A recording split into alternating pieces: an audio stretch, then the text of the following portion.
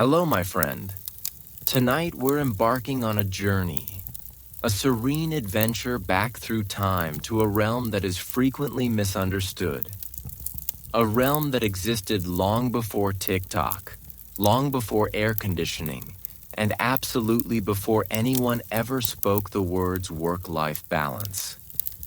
We're going to delve into what life was truly like for women in Native American tribes.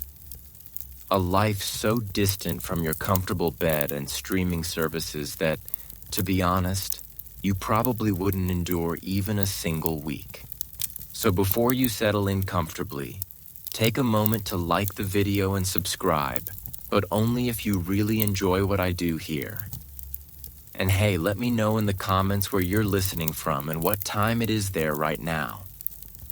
Now dim the lights, and let's gently ease into tonight's journey together.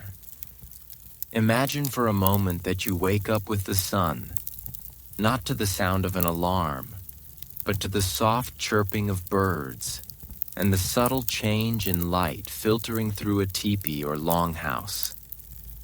There's no snooze button, no refreshing your social feed. Your day, every single day, begins with an immediate connection to the earth and the needs of your community. For women in many Native American tribes, this wasn't just a charming concept. It was the foundation of their existence.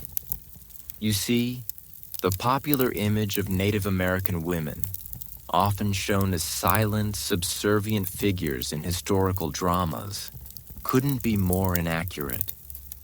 In reality, their lives were incredibly diverse, rich with purpose and profoundly influential, varying significantly across the hundreds of distinct nations and regions that made up pre-colonial North America. You wouldn't have just one job here, you'd have a dozen. Think of your modern multitasking, then amplify it by about 1,000. Subtract all convenience technology and add the very real stakes of survival. From the fertile fields of the agricultural societies in the East to the vast plains where buffalo roamed, women were the backbone, the glue, the essential engine of their communities.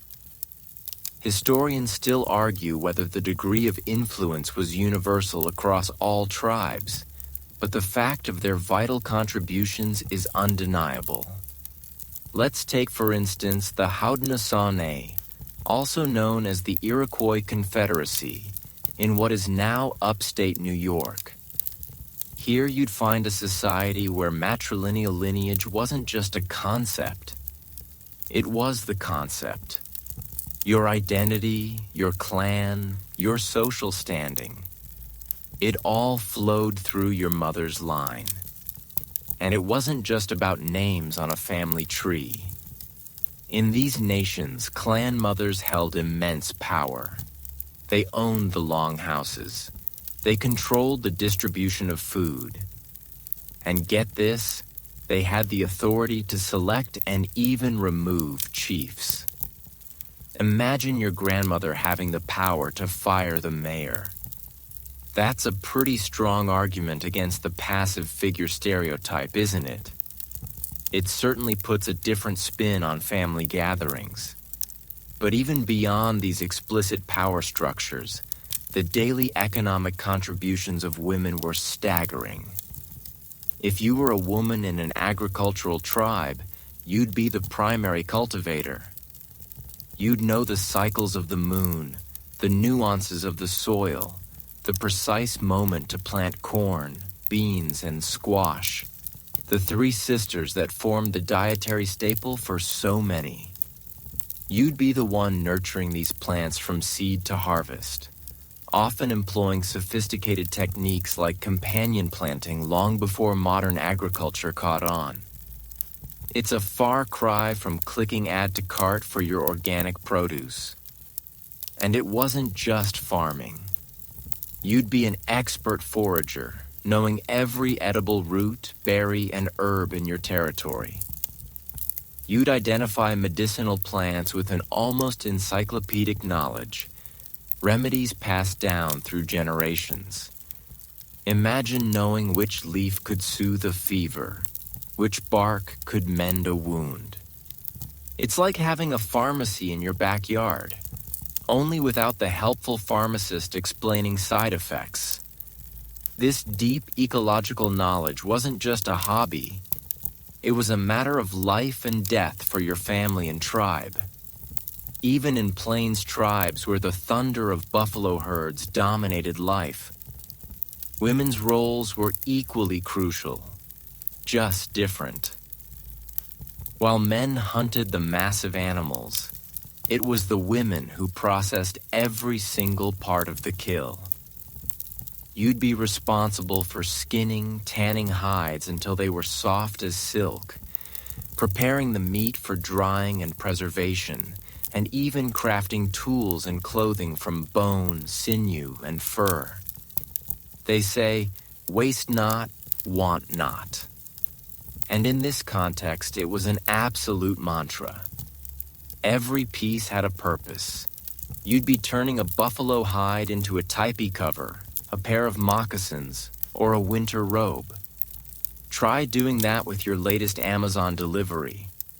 So, while your ancestors might have been figuring out how to build a decent outhouse or debating the merits of feudalism, Native American women were designing entire sustainable systems.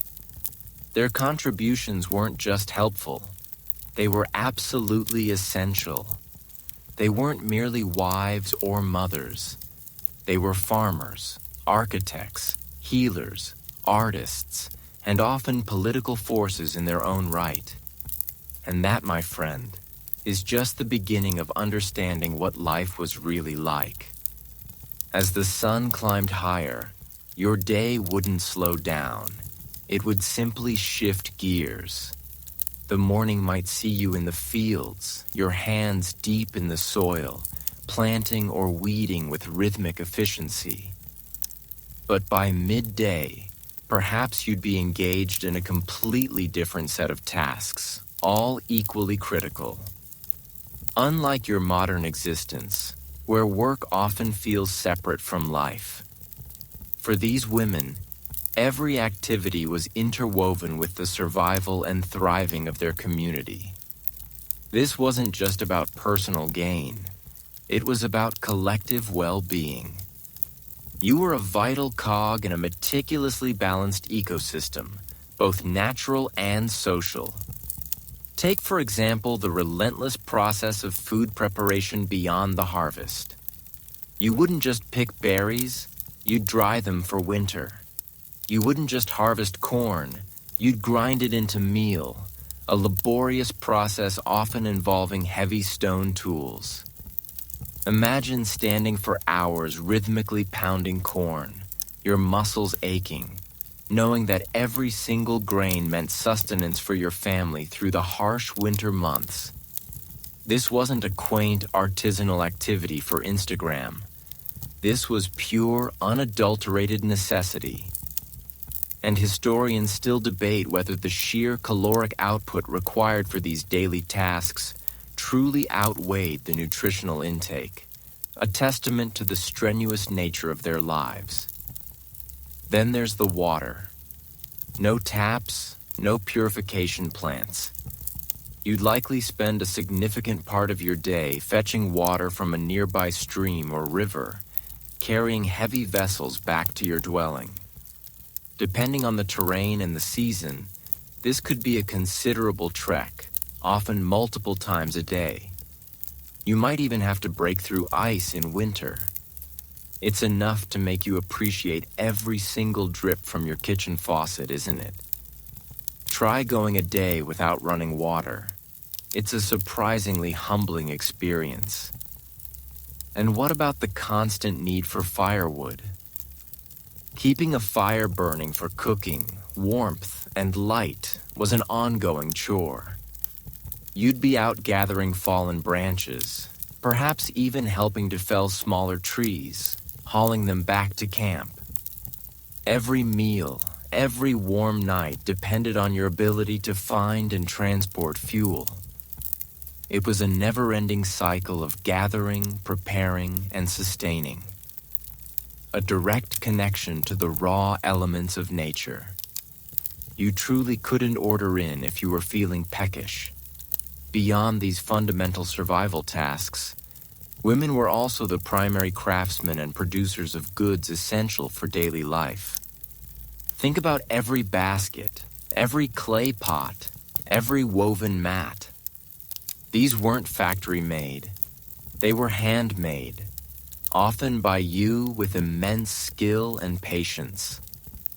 From gathering the raw materials, clay from a riverbed, reeds from a swamp, fibers from plants, to the intricate process of shaping, drying, firing, or weaving. Each item was a testament to your expertise and tireless effort. A single functional pot could take days, even weeks, to create, and it would be cherished and used until it literally fell apart. For instance, in many Pueblo communities, pottery was an art form and a practical necessity almost exclusively practiced by women. They'd use techniques passed down for generations, creating vessels that were not only beautiful, but also incredibly durable for cooking and storage. The designs often held deep spiritual meaning, making each piece a narrative in itself. You wouldn't just be making a bowl, you'd be crafting a piece of history and spirituality. And if you belonged to a tribe that relied on animal hides for clothing and shelter, you'd be a master of tanning. This wasn't a quick trip to the leather shop. This involved hours of scraping, soaking, stretching, and often smoking the hides until they were supple and waterproof. It's a messy, physically demanding process that smells well. Let's just say it smells natural.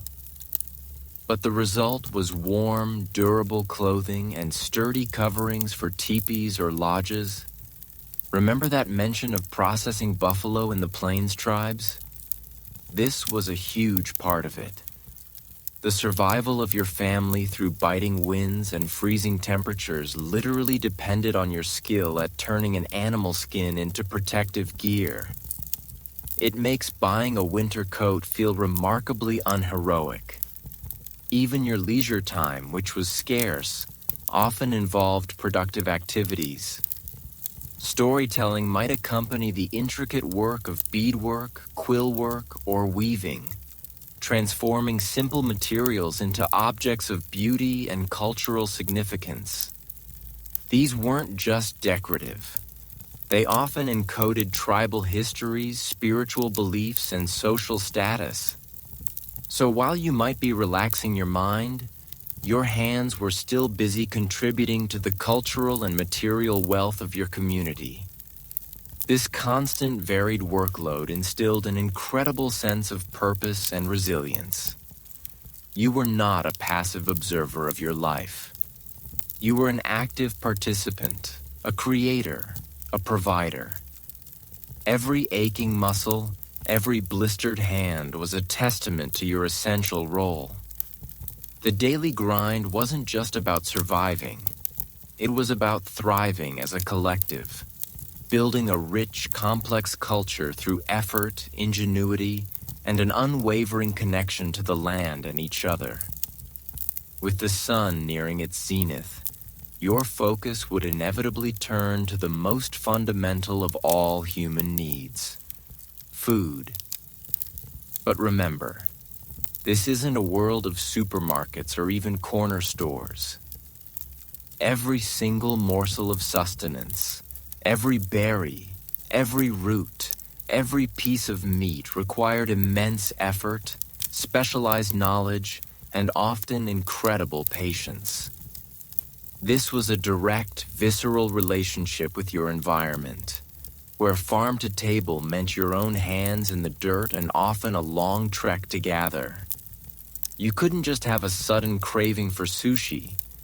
You'd have to catch the fish, prepare the rice, and probably invent the soy sauce yourself. In many Native American tribes, agriculture was predominantly a woman's domain. While men might clear fields, the meticulous season-long work of planting, nurturing, and harvesting fell to you.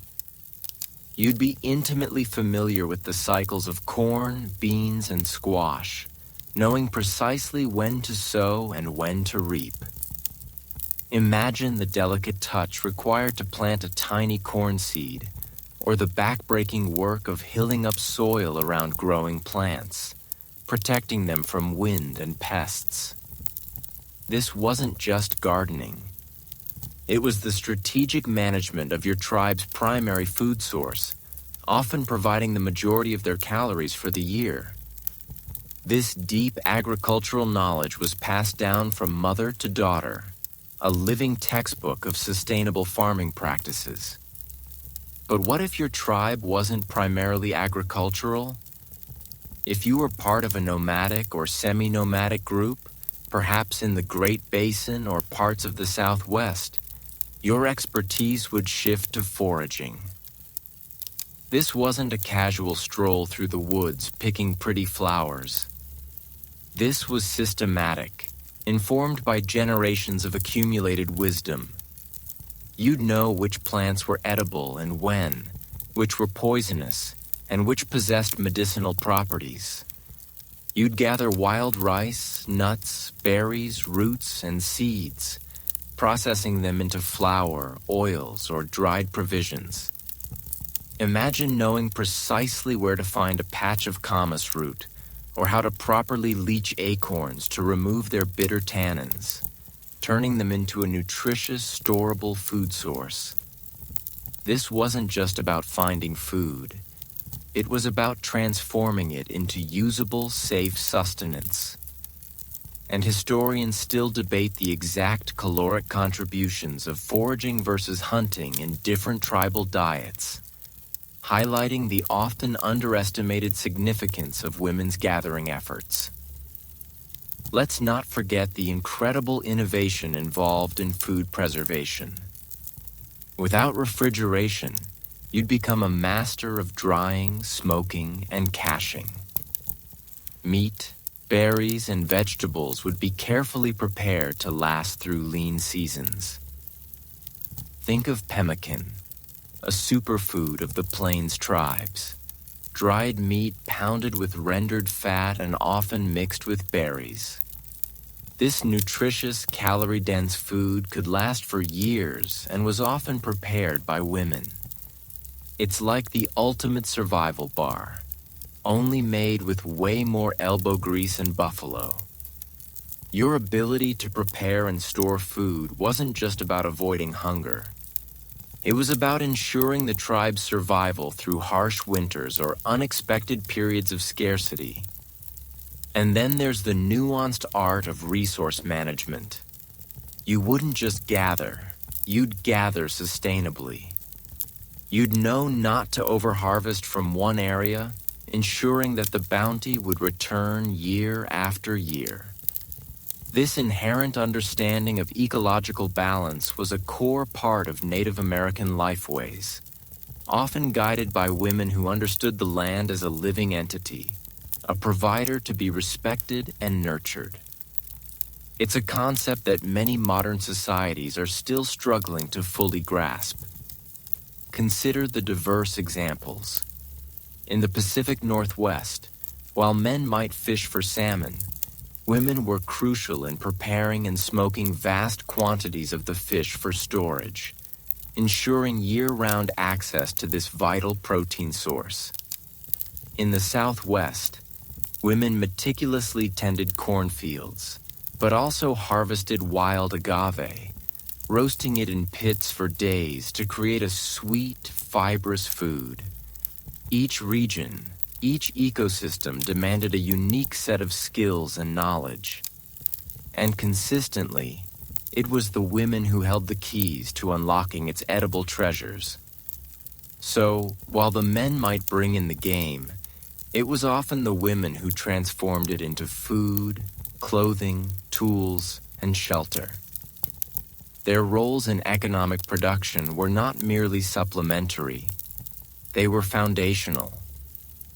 Without the women's knowledge of plants, their agricultural prowess, their preservation techniques, and their relentless daily labor, many tribes would simply not have survived. You were quite literally the gatekeepers of nourishment, ensuring that the belly of the community remained full and strong. As the sun began its gentle descent, casting long shadows across the landscape, your work wouldn't cease. While securing food was paramount, creating and maintaining the very structures you lived in, your home was another fundamental responsibility, often resting squarely on your shoulders. This wasn't just about having a roof overhead. It was about crafting a resilient, adaptable shelter that could withstand the elements and provide comfort. A true engineering feat without power tools or prefabricated parts. You couldn't just call a contractor. You were the contractor, the architect, and the labor force. Consider the diverse types of dwellings across native North America. Whether it was the teepee of the plains, the longhouse of the Northeast, the wigwam of the woodlands, or the adobe pueblo of the Southwest, women were central to their construction and maintenance. This wasn't a one-time build. These homes required constant attention, repairs, and often dismantling and reassembling as tribes moved with the seasons or for resources. Let's imagine you're with a plains tribe. The teepee, iconic and seemingly simple, was a marvel of portable architecture, and its primary builders and owners were women. After a successful buffalo hunt, men would bring back the hides, but it was you who would meticulously tan them, sew them together with sinew, and then erect the massive conical structure. The hides, once sewn, could be incredibly heavy, requiring significant strength and teamwork to raise onto the pole framework. Imagine wrestling with several large cured buffalo hides in the wind, trying to get them just right. It's a bit more involved than assembling flat-pack furniture, wouldn't you agree? And it wasn't just the initial construction. Teepees needed constant care. You'd adjust the smoke flaps at the top to manage ventilation, especially during cooking fires. You'd retension the ropes as the hides expanded and contracted with humidity. When the tribe moved, as plains tribes often did to follow the buffalo, it was primarily the women who would dismantle the teepee, pack it onto travois, a type of sled pulled by dogs or horses, and then re-erect it at the new camp. This happened frequently, sometimes every few days or weeks, making you an expert in rapid deployment housing. Historians still debate the precise division of labor in all aspects of teepee construction and transport, but the central role of women is universally acknowledged. Now shift your gaze to the northeast, to the Haudenosaunee. Their homes were longhouses, massive communal structures made from wood and bark, sometimes stretching over 100 feet long and housing multiple families from the same clan. While men typically felled the large trees for the main framework, it was women who gathered the bark off an elm or cedar and meticulously fastened it to the frame to create the walls and roof. This involved climbing, cutting, and securing large unwieldy sheets of bark, often using rope and ingenuity. The longhouse was more than just a dwelling. It was the heart of the matrilineal clan, owned and managed by the clan mothers, giving them ultimate authority over who lived where and how resources within the house were distributed. Talk about having a say in your living arrangements. Even in the Southwest, where adobe pueblos were built from sun-dried bricks of earth, women played a crucial role. While men might mix the adobe and lay the foundations, women were often responsible for plastering the walls, both inside and out, using a mix of clay, water, and sometimes straw. This plastering wasn't just cosmetic. It protected the adobe bricks from erosion and helped regulate the interior temperature. They'd also maintain the flat roofs, which often served as additional living or working spaces. You wouldn't just be doing upkeep, you'd be maintaining the integrity of a multi-story building. Beyond the main dwelling, women were also responsible for creating and maintaining the interior comforts. This included weaving mats for sleeping and sitting, crafting storage containers from various natural materials, and generally organizing the living space to be efficient and comfortable. Every tool, every blanket, every cooking utensil, many of these were made or maintained by you. The domestic sphere, far from being trivial, was a hub of constant production and careful management, ensuring the well-being and functionality of the entire household. So whether you were raising a teepee under the vast prairie sky, meticulously bark-cladding a longhouse, or carefully plastering an adobe wall, your hands were actively shaping the physical world of your community. Your skills ensured warmth, shelter, and security for your family day in and day out. It makes modern homeownership seem like a walk in the park, doesn't it? Has twilight softened the edges of the camp?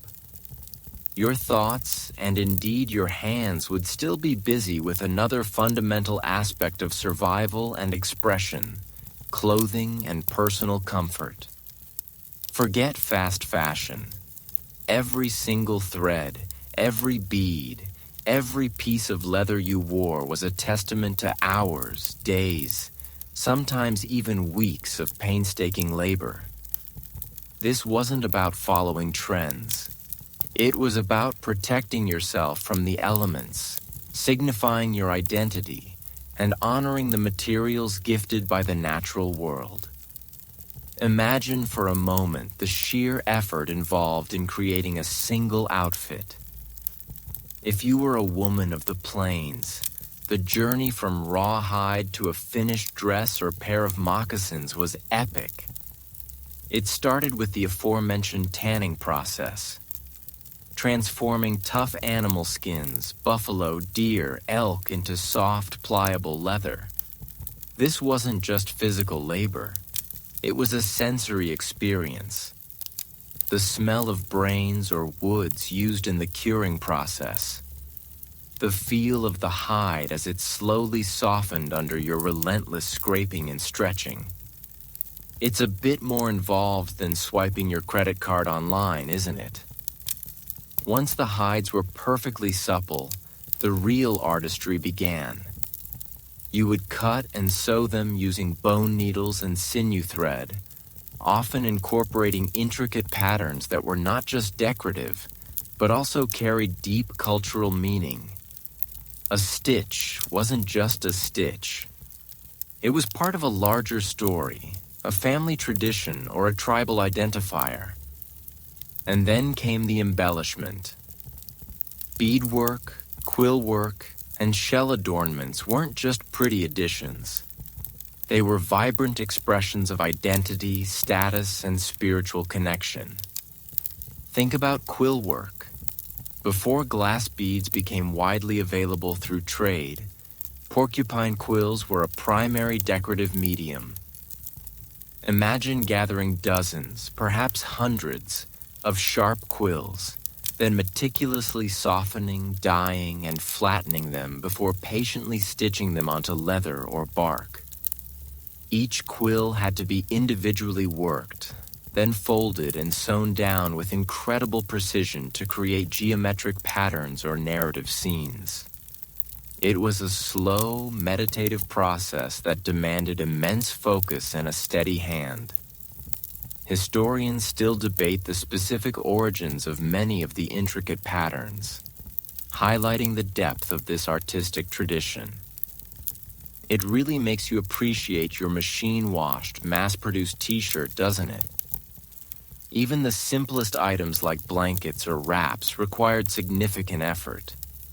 If your tribe practiced weaving, you would be involved in gathering and processing plant fibers, spinning them into thread, and then painstakingly weaving them on a loom.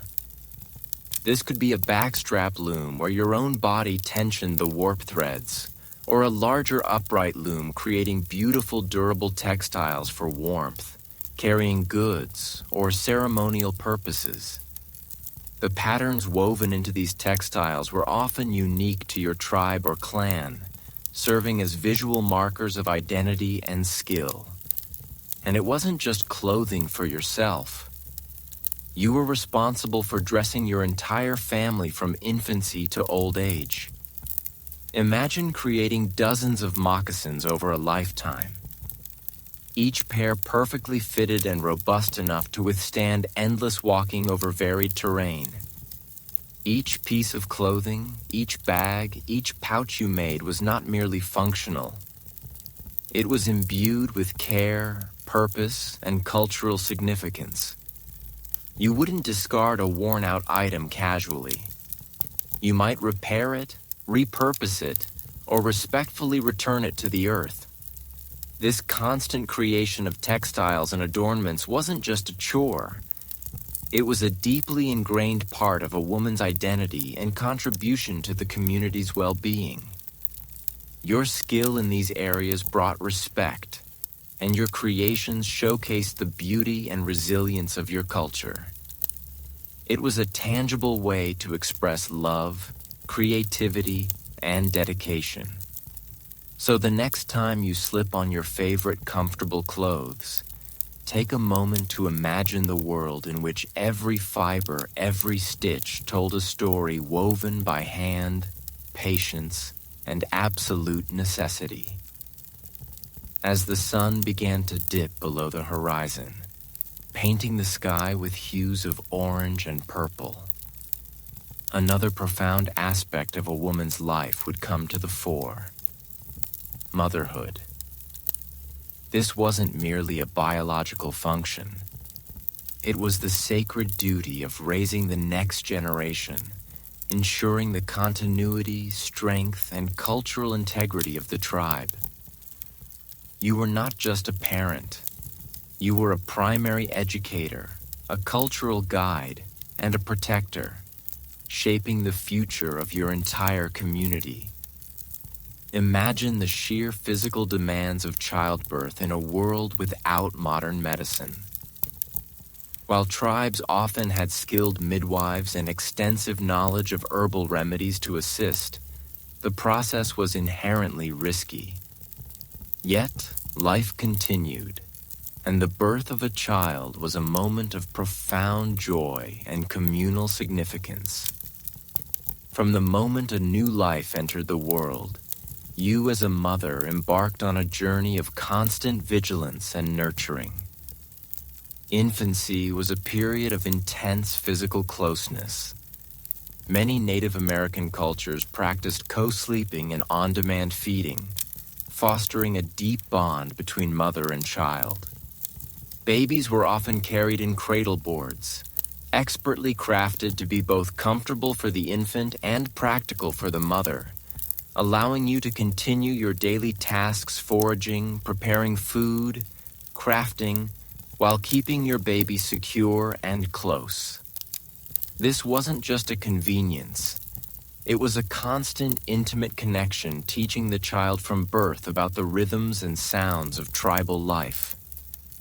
It's a far cry from the separate nurseries and elaborate baby monitors of today, isn't it? As children grew, your role shifted from purely physical care to intensive education. Every activity you engaged in became a teaching moment. While you were gathering berries, you would teach your child which ones were safe to eat and which were poisonous, instilling vital knowledge about the natural world. While tanning a hide, you would demonstrate the precise movements and tools, laying the foundation for practical skills they would need as adults. This wasn't abstract learning from textbooks. It was hands-on, experiential, and directly relevant to survival and cultural continuity. Girls in particular would shadow their mothers and other female relatives, learning everything from agricultural practices and cooking to crafting and healing arts. They learned by observation, participation, and gentle guidance, absorbing centuries of accumulated knowledge. There were no designated classrooms. The entire world was their school, and you were the primary instructor. This constant apprenticeship ensured that vital skills and cultural traditions were passed down seamlessly from one generation to the next. Historians still debate the specific pedagogical approaches used in different tribes, but the effectiveness of this immersive learning is clear. Beyond practical skills, you were also responsible for instilling the tribe's values, ethics, and spiritual beliefs. Through storytelling, song, and daily example, you would teach your children about respect for elders, reverence for nature, the importance of community, and their place within the spiritual universe. These were not just bedtime stories. They were moral compasses, guiding principles for living a good and honorable life. The puberty ceremony for girls, often a significant rite of passage in many tribes, marked her transition into womanhood and readiness for adult responsibilities, including potential motherhood. For example, among the Apache, a girl's puberty ceremony was a profound event symbolizing her acceptance of her role as a woman and invoking blessings of long life and fertility. These ceremonies were often led by elder women, underscoring the intergenerational wisdom and support systems in place.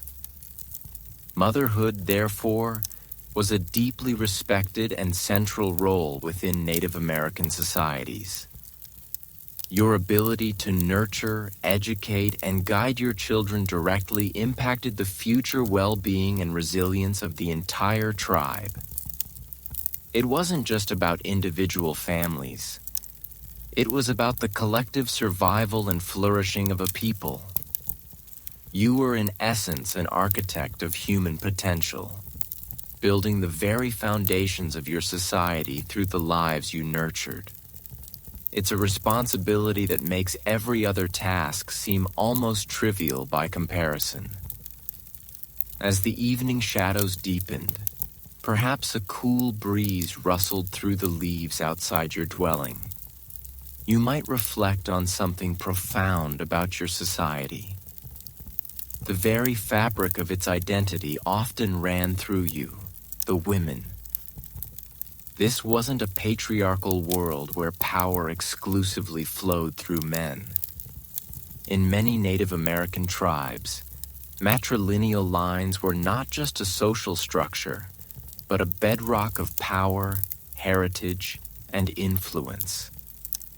This meant your mother's lineage and yours determined your clan, your social standing, and often your political voice. It's a system that truly flipped the script on many historical norms you might be familiar with. Imagine living in a society where descent and inheritance were traced through the female line. This was common among numerous tribes, including the Haudenosaunee Iroquois, the Cherokee, the Creek, the Hopi, and many Pueblo peoples. In these societies, property, homes, and even certain ceremonial items were often owned by women or by the female lineage. When a man married, he might move into his wife's family longhouse or dwelling. His children would belong to her clan, not his. This wasn't just a quirky custom. It had profound implications for a woman's status and autonomy. You weren't merely marrying into a family. You were remaining firmly rooted in your own with your female relatives as your anchor. Take the Haudenosaunee Confederacy again. A remarkable example of a highly organized and powerful matrilineal society. Here the clan mothers, elder women revered for their wisdom and experience, held immense political authority. They were responsible for selecting the male chief sachems who would represent the clan on the Grand Council. More importantly, they had the power to depose a chief if he failed to act in the best interests of his people. This effectively gave women a veto power over the highest political decisions. It's a system that makes modern political appointments look positively quaint. You were not just a voter, you were a kingmaker, or rather a chief-maker.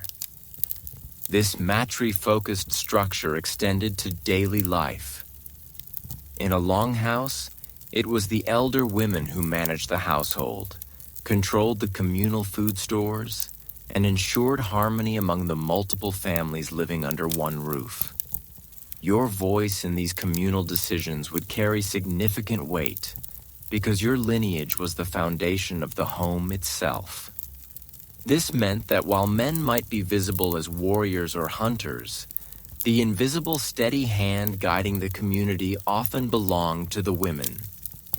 Historians still argue whether the term matriarchy truly applies to all aspects of these societies, but the significant power and respect afforded to women are undeniable. Even outside strictly matrilineal systems, women often held considerable informal influence. Their roles as providers, educators, and spiritual leaders meant their opinions were highly valued in tribal councils and decision-making processes.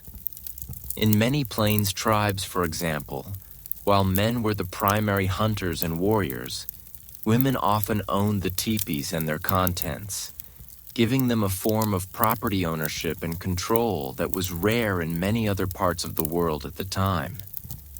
Their collective voice could influence camp movements, treaty negotiations, and even decisions about war and peace. This emphasis on female lineage provided a strong support system. You would grow up surrounded by your mother, grandmothers, aunts, and sisters, a formidable network of experienced women who offered guidance, shared responsibilities, and provided unwavering support. This communal child-rearing and shared labor lessened the burden on individual mothers and fostered a sense of collective strength and identity. It wasn't just it takes a village to raise a child. It was it takes a powerful female lineage to ensure the strength of the tribe. So while your perception of ancient societies might be dominated by male-centric power structures, the reality for many Native American women was strikingly different. You were born into a legacy of power, responsibility, and deep respect, where your bloodline was the very thread weaving together the fabric of your community. It's a quiet strength, often overlooked in historical narratives, but one that profoundly shaped the lives and destinies of millions. As the night deepened, and perhaps a crackling fire provided the only illumination, your world would also encompass a profound dimension beyond the tangible, the spiritual. For women in Native American tribes, spirituality wasn't a separate Sunday-only activity. It was woven into the very fabric of daily life, connecting them to the earth, the ancestors, and the unseen forces that shaped their existence. You weren't just a participant in ceremonies. You were often a sacred keeper, a conduit, and a vital figure in maintaining cosmic balance. In many, though not all, Native American cultures, women held significant spiritual roles, often serving as healers, ceremonial leaders, visionaries, and storytellers. Their unique connection to the cycles of life, birth, and creation often positioned them as powerful figures in the spiritual landscape. This wasn't about dogma. It was about relationship, a deeply personal and communal bond with the spiritual world that permeated every aspect of their being. consider the role of women as keepers of sacred knowledge and ceremonies. Many spiritual practices involved specific songs, dances, rituals, and stories that have been passed down through generations. Women were often the primary custodians of this oral tradition, ensuring that the wisdom of the ancestors was preserved and accurately transmitted to the young. Imagine memorizing vast narratives, complex songs, and intricate ceremonial procedures, knowing that the spiritual well-being of your entire community depended on your memory and devotion. It's a bit more pressure than remembering your Netflix password, isn't it? In some tribes, women were integral to the performance of major ceremonies. For example, among the Hopi, women played crucial roles in agricultural rituals, particularly those focused on corn, which was seen as a sacred mother.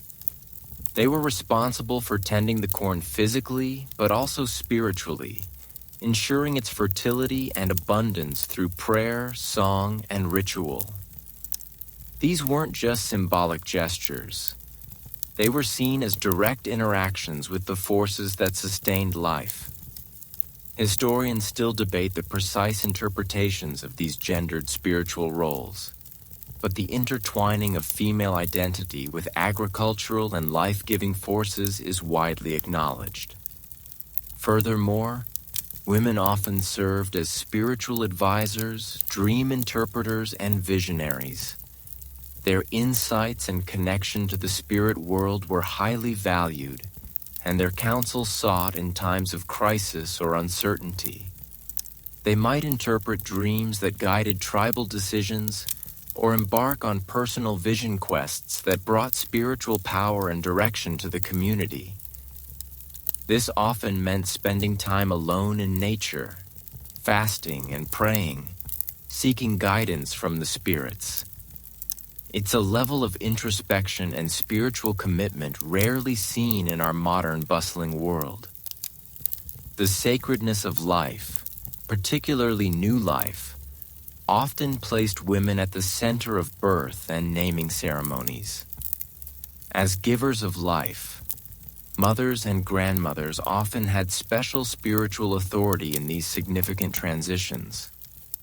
Their wisdom guided the spiritual protection and integration of new tribal members, ensuring they were welcomed and blessed by both the human and spirit worlds. This was a profound responsibility, connecting them directly to the mysteries of creation. Even the objects women created often held spiritual significance. The patterns in a woven basket, the designs on a painted pot, the intricate beadwork on a ceremonial garment. These weren't just aesthetics. They often depicted sacred symbols, mythical beings, or cosmological maps, infusing everyday objects with spiritual power. You weren't just crafting, you were imbuing the material world with the sacred. It's like every creation was a small prayer, a tangible connection to the divine. So while the men might engage in their own spiritual practices, perhaps focused on hunting or warfare, the spiritual landscape of many Native American tribes was rich with female presence and power. Your role wasn't just complementary, it was often foundational, connecting the physical world with the sacred, nurturing the spirit of the community and ensuring its harmony with the universe. It's a profound legacy of spiritual stewardship, a quiet strength that underpinned their entire existence. As the spiritual calm of the night might settle around you, another vital dimension of a woman's contribution would become apparent: her role as a healer. In a world devoid of hospitals, pharmacies, or even basic germ theory, women were often the primary custodians of health, possessing an encyclopedic knowledge of the natural world and its curative properties. You weren't just a caregiver. You were a vital part of the healing arts, often the first and sometimes the only physician your community had. Imagine needing to treat a fever, a snake bite, a broken bone, or a debilitating cough with nothing but the plants around you and the wisdom passed down through generations. This was the reality, and Native American women rose to this challenge with remarkable skill and dedication. Their expertise in herbal medicine was profound, often based on centuries of empirical observation and careful experimentation. They knew which roots to dig, which leaves to steep, which barks to grind, and the precise ailments each could address. This wasn't guesswork. It was a sophisticated, holistic approach to wellness, integrating physical, emotional, and spiritual well-being. Your knowledge as a healer would begin early, often by shadowing elder women, grandmothers, and aunts. You would learn to identify hundreds of plants, their seasons, their habitats, and their specific uses. You'd understand how to prepare them, whether to make a poultice for a wound, a tea for digestion, or a smoke for respiratory issues. This required not only sharp observation, but also a prodigious memory and a deep respect for the subtle power of nature. It's like being a botanist, a chemist, and a pharmacist all rolled into one, but without a single lab coat. For instance, the use of willow bark for pain relief was common among many tribes long before Western medicine isolated its active compound, salicylic acid, the precursor to aspirin.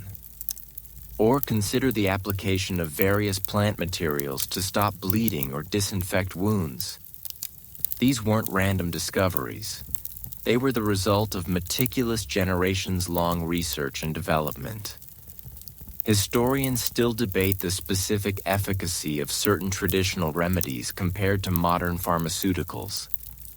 But the profound impact of these healing practices on community health is undisputed. Beyond herbal remedies, women often employed other healing modalities. They might use massage, cupping, or even primitive forms of surgery for certain conditions. They understood the importance of hygiene using natural cleansers and practices to prevent infection.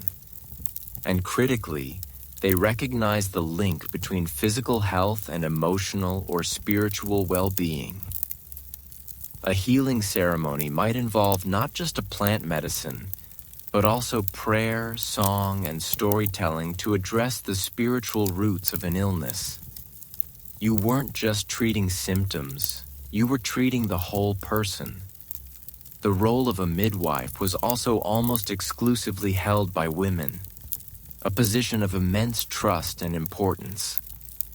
They guided pregnant women through childbirth, offering comfort, support, and practical assistance.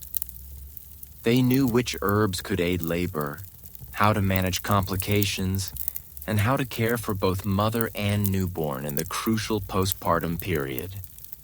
This intimate knowledge of female physiology and the miracle of birth made them indispensable figures in every community.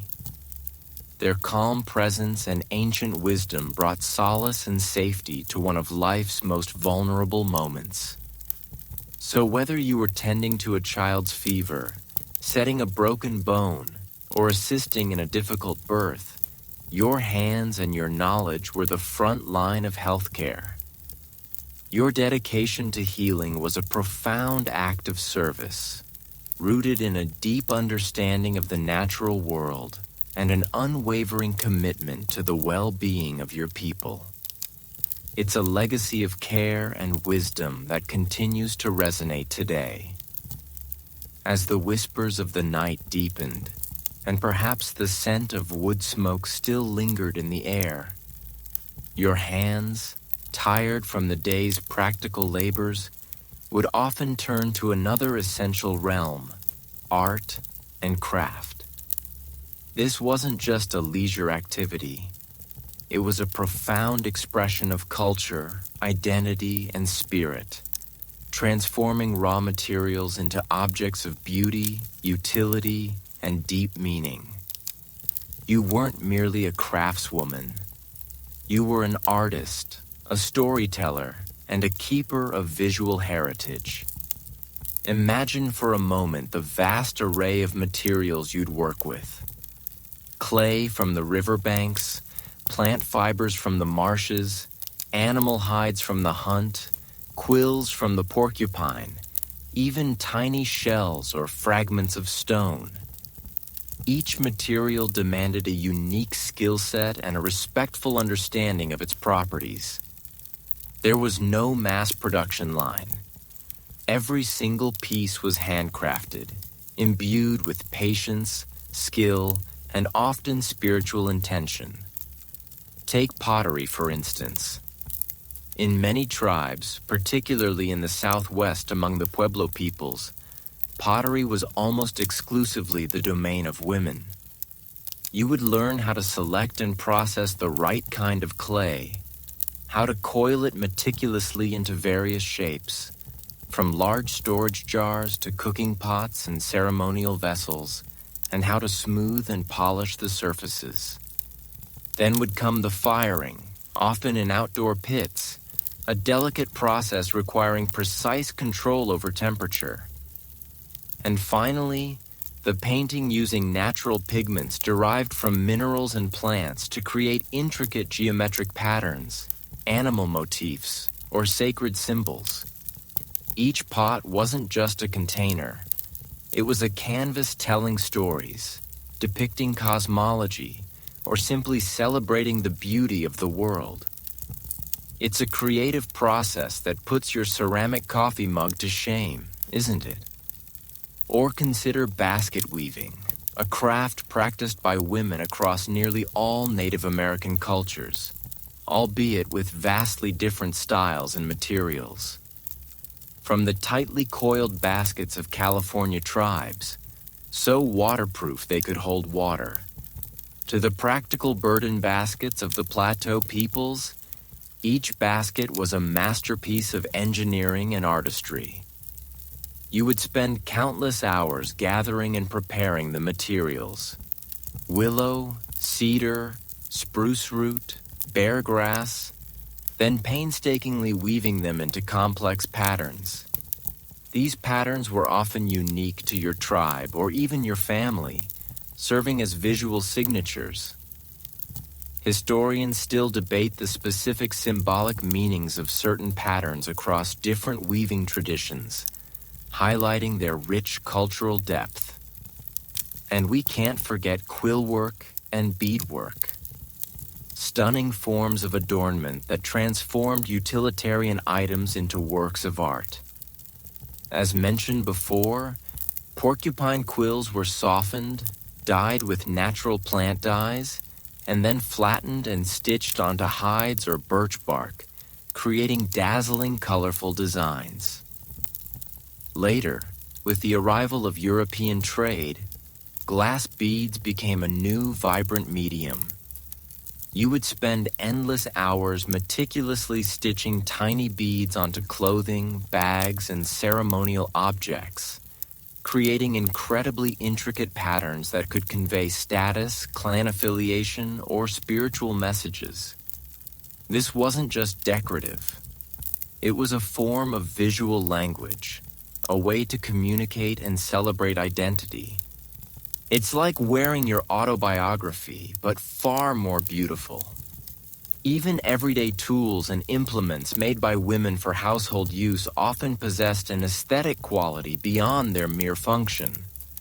A well-carved wooden spoon, a beautifully adorned cradle board, a meticulously crafted doll for a child. These all spoke to the pervasive artistic sensibility that infused women's work. This wasn't a world where art was confined to galleries. It was an integral part of living, a continuous act of creation that beautified and enriched every aspect of life. So while your hands might have been strong from farming and building, they were also nimble and precise, capable of transforming raw nature into exquisite artifacts. Through your art and craft, you not only provided for your community's needs, but also preserved its history, expressed its spirit, and celebrated its unique identity. It's a legacy of creativity and skill that continues to inspire awe. With dawn breaking, painting the sky with soft hues, your personal life, particularly in matters of the heart and hearth, was far from the romanticized ideals often depicted in stories. For women in Native American tribes, marriage customs were rarely about grand gestures of individual love as we understand them today. Instead, they were deeply practical arrangements, often serving the larger needs of the community, forging alliances and ensuring the continuity of family lines. You weren't just choosing a partner, you were strengthening the entire social fabric. Imagine a world where compatibility wasn't primarily measured by shared hobbies or witty banter, but by a person's skills, work ethic, and ability to contribute to the collective. Marriages were frequently arranged either by families or clan mothers based on what would benefit the family or tribe most.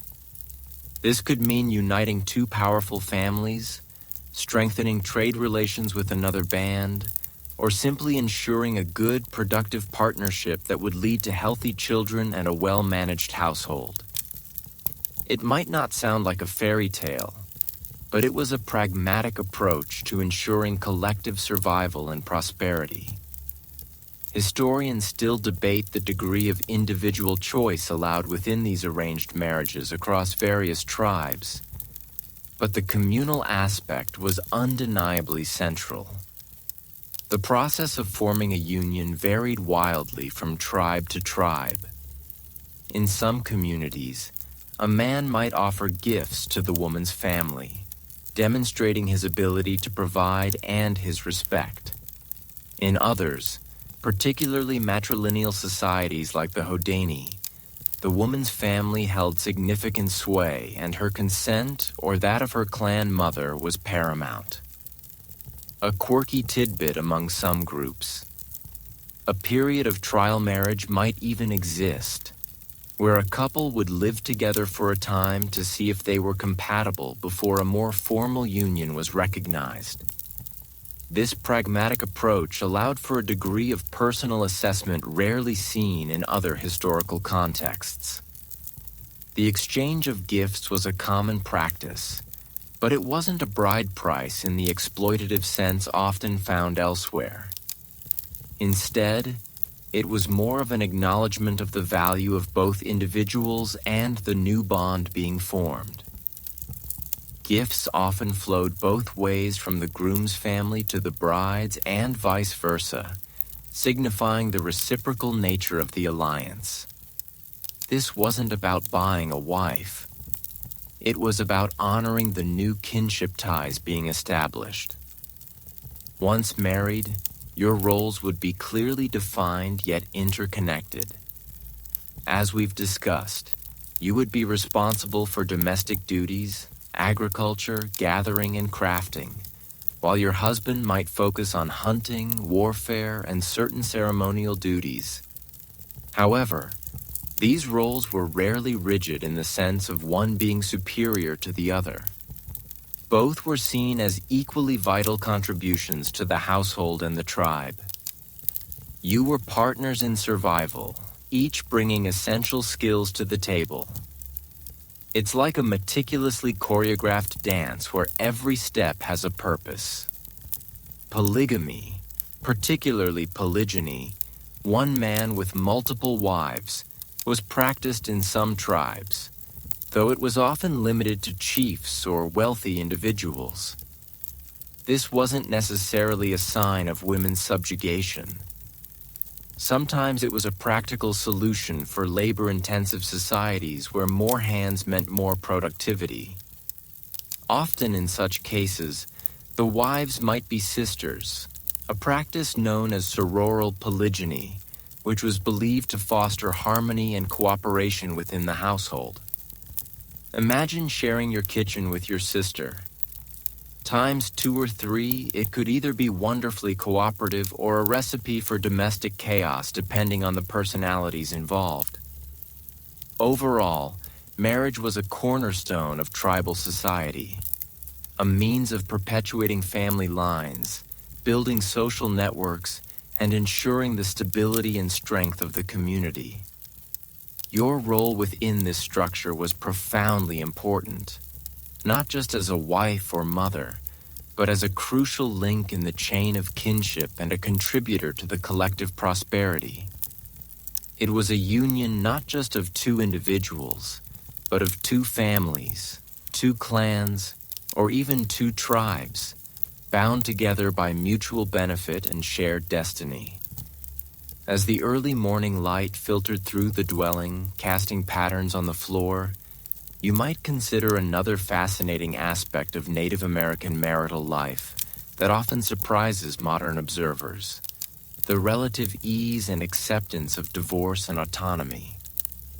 Unlike many contemporary societies where marriage was an unbreakable, often oppressive bond, women in numerous Native American tribes possessed a surprising degree of agency when it came to ending a union.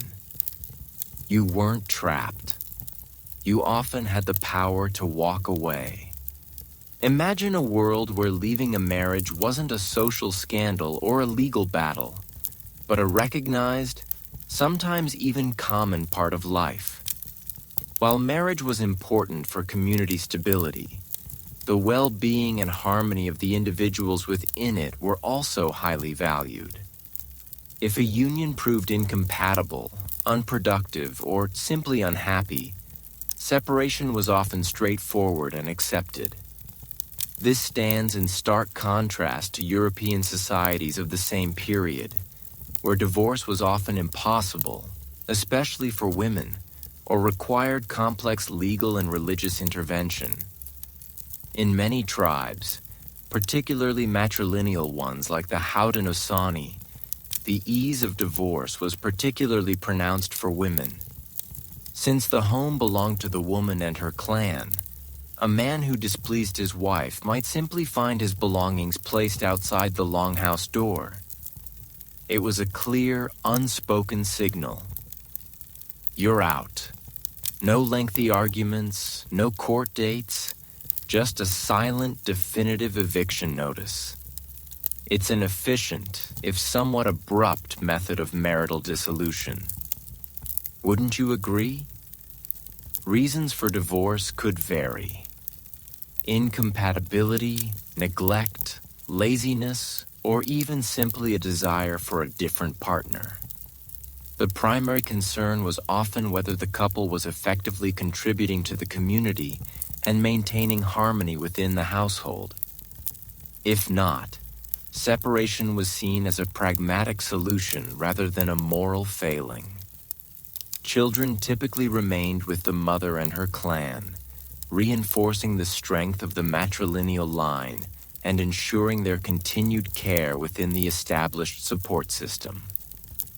This minimized the disruption to the children's lives and provided a stable environment. A quirky tidbit. Among some tribes, even temporary separations were common, where a spouse might spend time apart from the household to reflect or allow tensions to cool.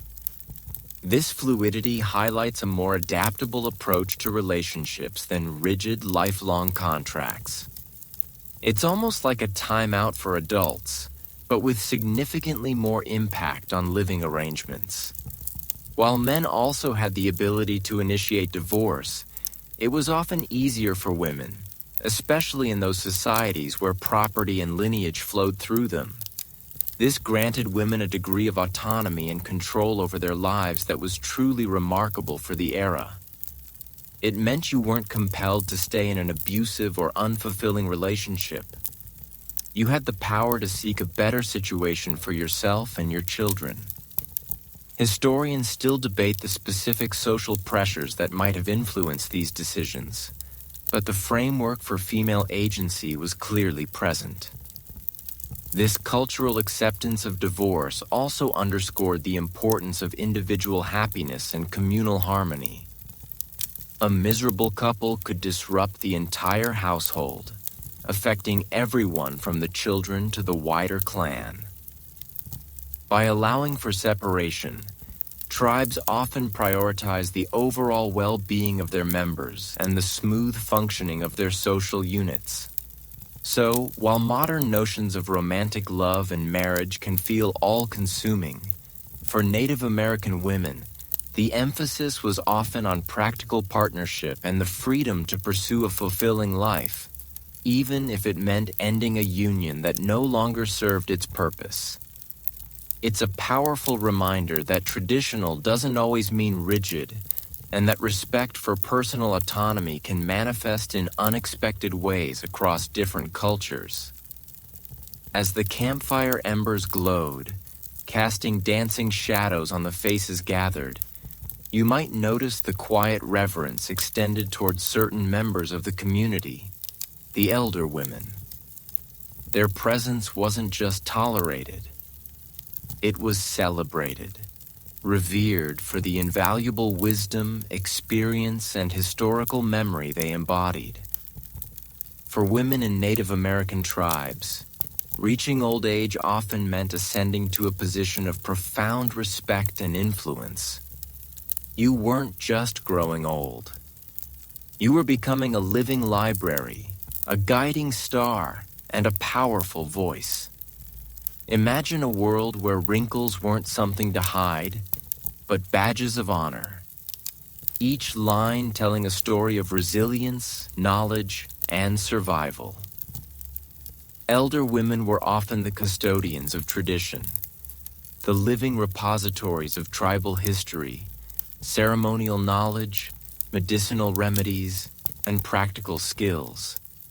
They remembered the old stories, the ancient songs, the proper ways of doing things, and their memory served as the collective memory of the entire community.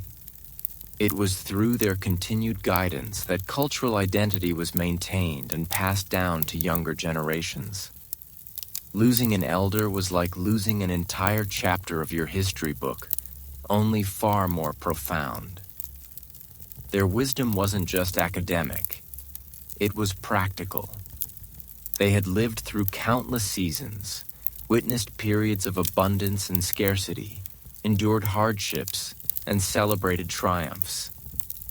This lifetime of experience made them invaluable advisors on everything from agricultural practices and weather patterns to intertribal relations and personal disputes.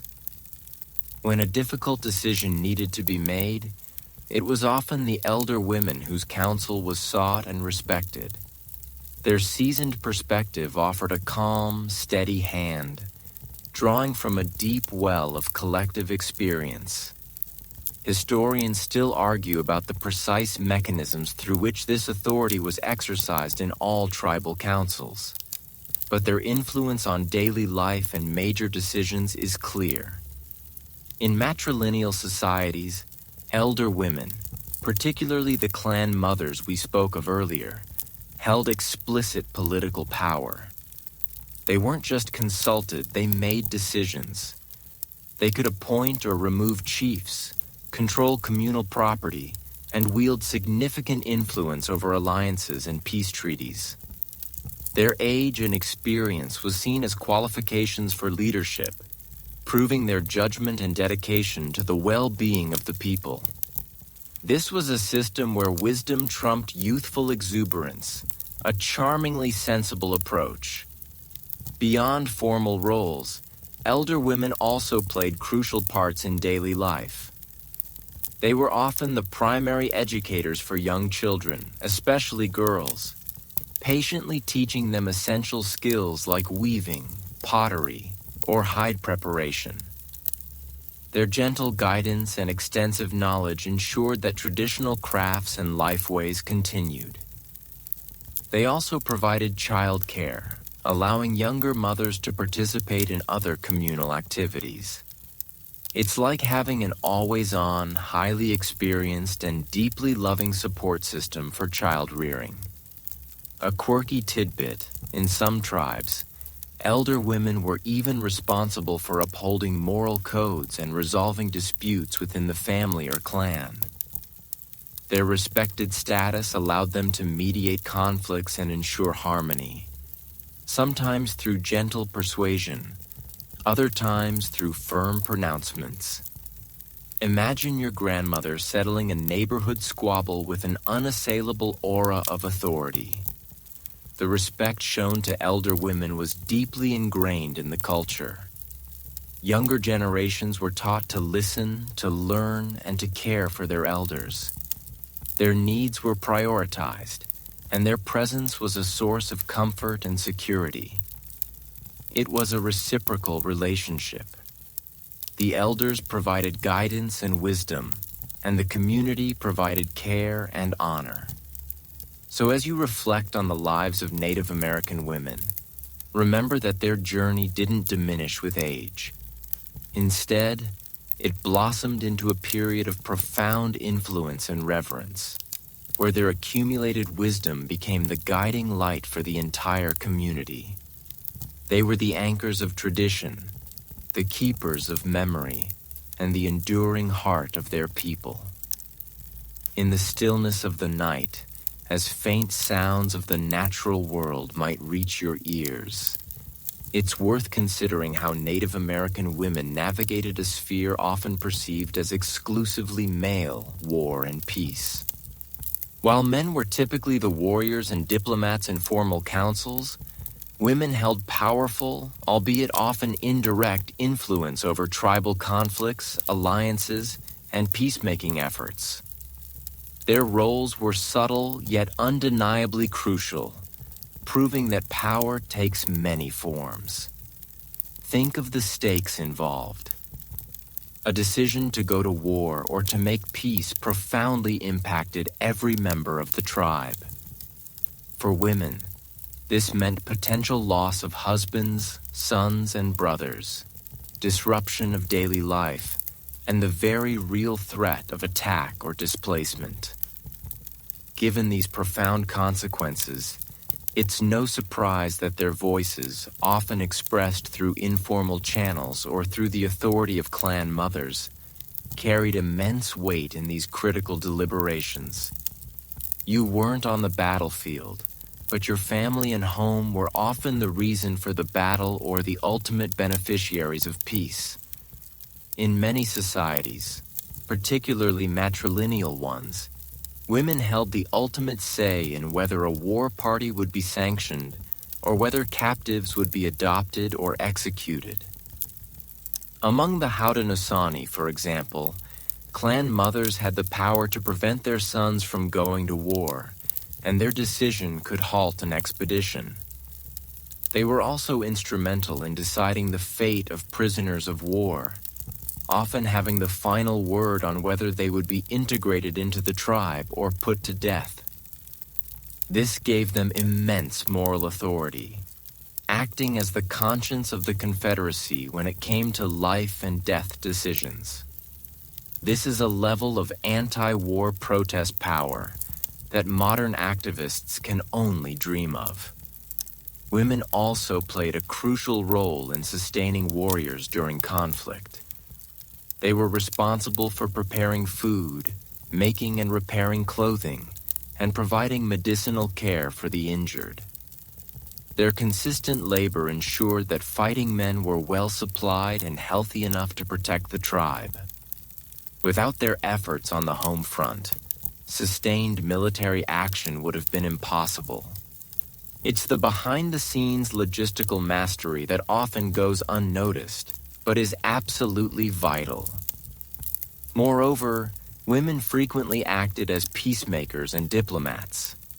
They might initiate peace talks by sending messages or gifts to opposing tribes, or by leveraging kinship ties that crossed tribal boundaries. In some instances, marriages were strategically arranged between tribes to solidify alliances and prevent future conflicts. As the facilitators of these unions and the mothers of the resulting children, women literally embodied the bonds of peace. A fascinating aspect is how female captives, once adopted into a new tribe, could sometimes serve as conduits for peace, linking their birth tribe with their adopted one, a rather unique form of diplomacy. Historians still debate the frequency and directness of women's involvement in formal treaty negotiations across all tribes, but their indirect impact on diplomatic outcomes is well documented. Consider the quieter yet powerful influence of lamentations.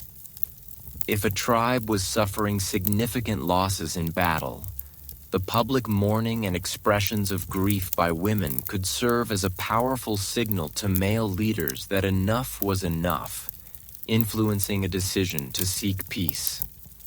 Their emotional and spiritual authority provided a crucial counterbalance to the aggressive impulses sometimes associated with male warrior societies.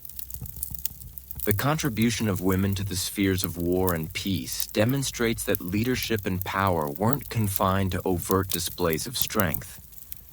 Instead, it encompassed a nuanced understanding of social dynamics, a deep commitment to the well-being of the community, and the moral courage to guide decisions that shaped the very survival of their people. Their quiet strength was often the force that ultimately brought balance and continuity to tribal life. As the echoes of past conflicts might fade, a grim reality far more terrifying than any tribal skirmish could suddenly shatter the peace: captivity. For women in Native American tribes, the threat of being captured by an enemy tribe or later by European colonizers was a constant, terrifying possibility.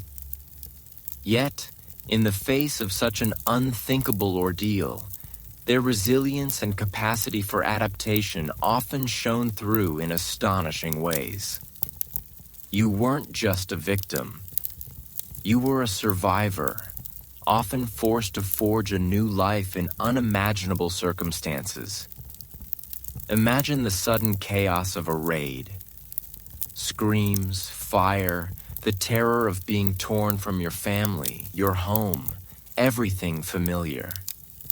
The initial experience of capture was brutal, involving forced marches, exposure, and profound psychological trauma. But what happened next varied greatly depending on the capturing tribe and their customs. Unlike European practices of enslavement, which often aimed for permanent chattel slavery and dehumanization, many Native American tribes practiced a form of captive integration or adoption. This isn't to say it was easy or humane. It was still a traumatic displacement, but it offered a pathway to a new, albeit challenging life. In many instances, captives, particularly women and children, were adopted into the families of the capturing tribe, often to replace members lost to warfare or disease. This was driven by a practical need to replenish populations, but also by cultural beliefs that saw the adoption of new members as a way to strengthen the lineage. You might be given a new name, learn a new language, and gradually be expected to assimilate into your new community. This process was often arduous, requiring immense emotional fortitude to grieve your past life while learning to navigate a completely alien social and cultural landscape. Historians still debate the true motivations behind widespread adoption practices across various tribes, but their long-term impact on tribal demographics is clear. A quirky tidbit: sometimes these adopted captives, especially women, could eventually attain positions of respect and influence within their new tribe, particularly if they married into prominent families or proved to be exceptionally skilled. There are documented cases of adopted women rising to become respected clan mothers, healers, or even influential advisors. This demonstrates an incredible capacity for cultural integration and personal resilience, allowing individuals to rebuild their lives and contribute to a new community despite their traumatic origins. It's like being forced to move to a new country overnight, then somehow becoming a respected community leader. However, the experience of captivity was not always benign. Some captives faced harsh treatment, forced labor, or exploitation, especially if they were not formally adopted or if they resisted assimilation. And with the arrival of Europeans, the nature of captivity fundamentally shifted.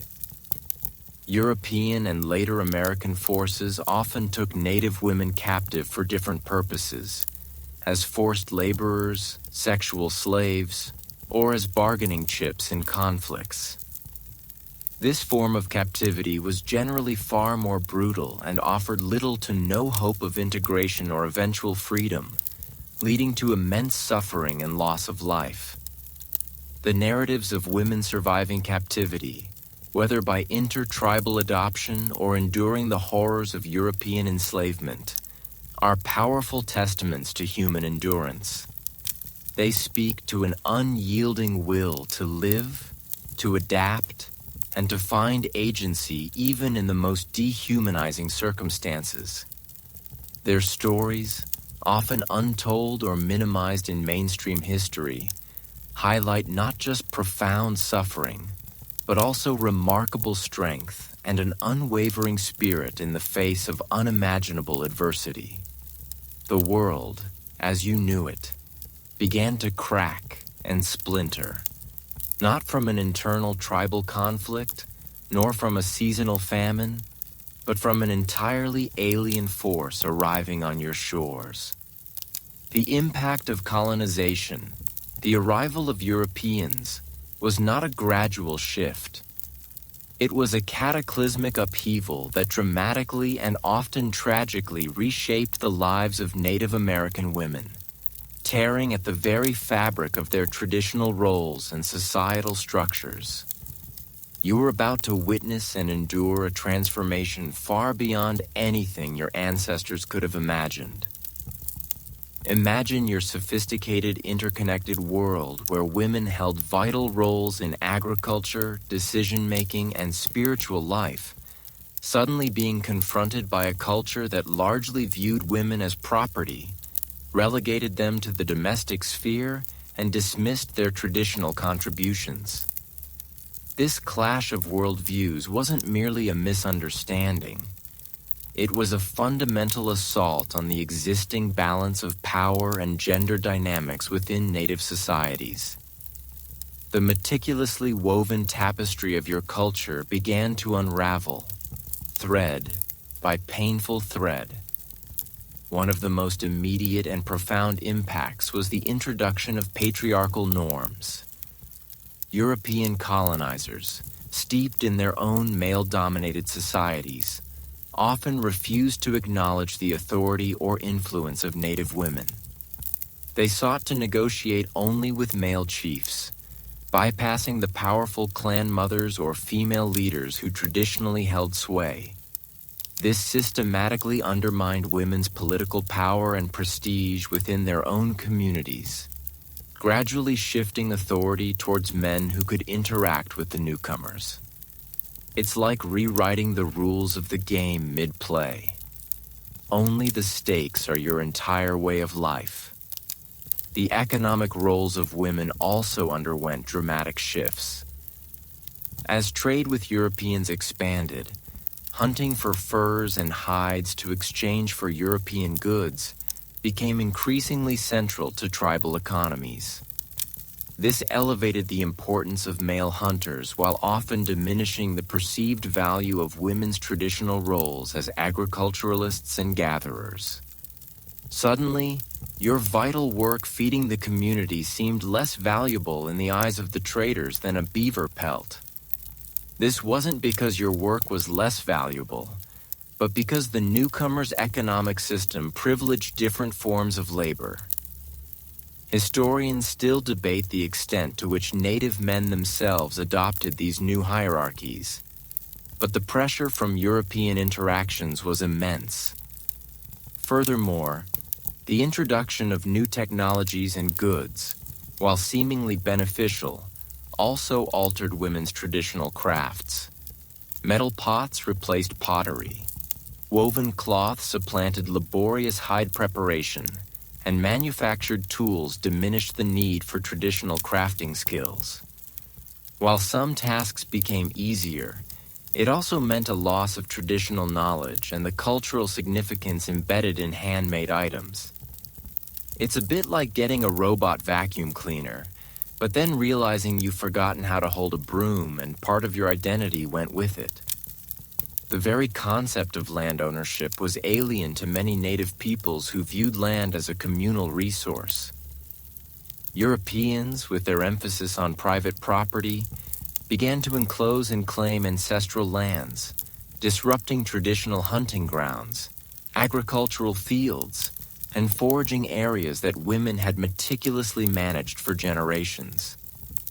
This forced displacement and loss of access to vital resources directly impacted women's ability to provide for their families and maintain their traditional roles.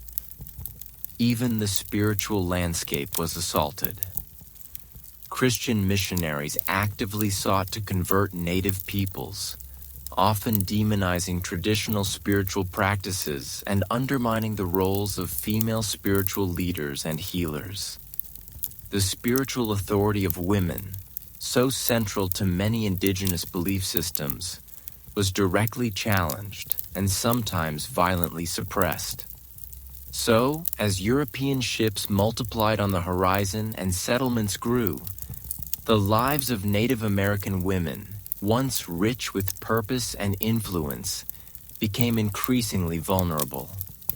They faced not just physical threats, but a systematic dismantling of their social, economic, and spiritual foundations. This marked the beginning of a long and arduous struggle for survival, both physical and cultural. Following the initial shock of contact, an invisible, insidious enemy began to sweep through Native American communities. An enemy far more devastating than any European army. Disease. For women already grappling with the unraveling of their traditional roles, these imported illnesses brought unparalleled devastation, decimating families and entire tribes, and irrevocably altering the fabric of daily life. You weren't just facing cultural disruption.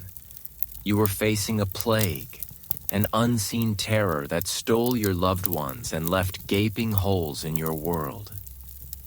Imagine a highly connected communal society with no inherited immunity to foreign pathogens. Diseases like smallpox, measles, influenza, and bubonic plague, brought by Europeans, tore through populations with terrifying speed and lethality. Within decades, some tribes saw their numbers reduced by 50%, 70%, or even 90%. Entire villages could be wiped out, leaving behind only the dead. It's like a silent apocalypse where the air itself seemed to carry death. For women, the impact was multifaceted and devastating. As caregivers and healers, they were on the front lines, desperately trying to nurse the sick with traditional remedies that were often powerless against these new virulent diseases. They watched helplessly as their children, their husbands, their mothers, the very people they were sworn to protect, succumbed. This constant exposure to sickness, combined with the emotional toll of widespread death, placed an unimaginable burden on their shoulders.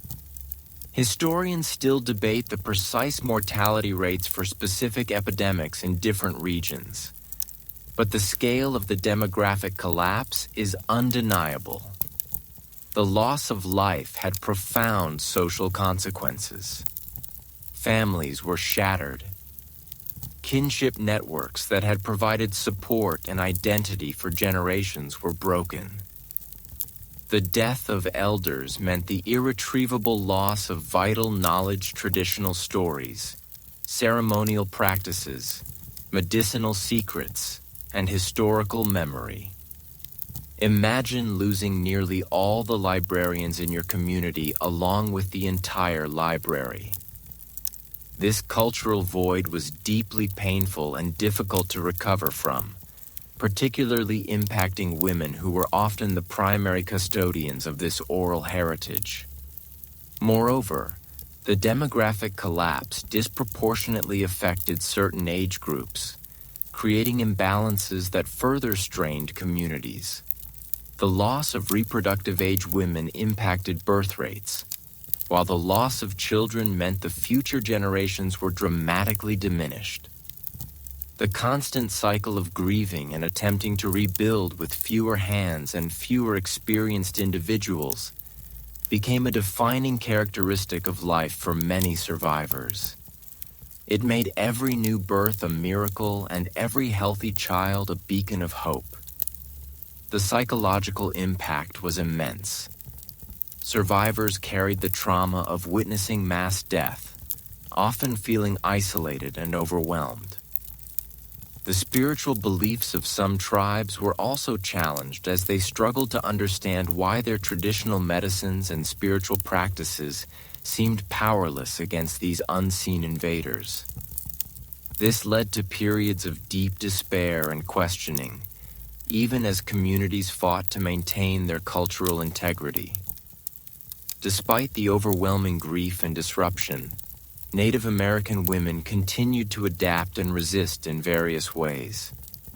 They worked tirelessly to care for the sick and bury the dead, maintained what traditions they could, and sought to rebuild their families and communities from the ashes.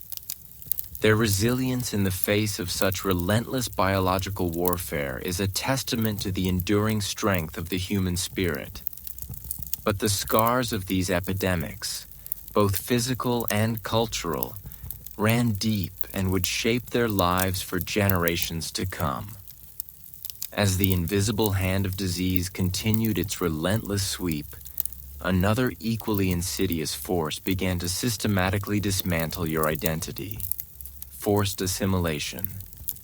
This wasn't about outright warfare, but a calculated generational assault on Native American cultures, particularly targeting women and children with the aim of eradicating indigenous ways of life and replacing them with European American norms. You weren't just being colonized, you were being erased.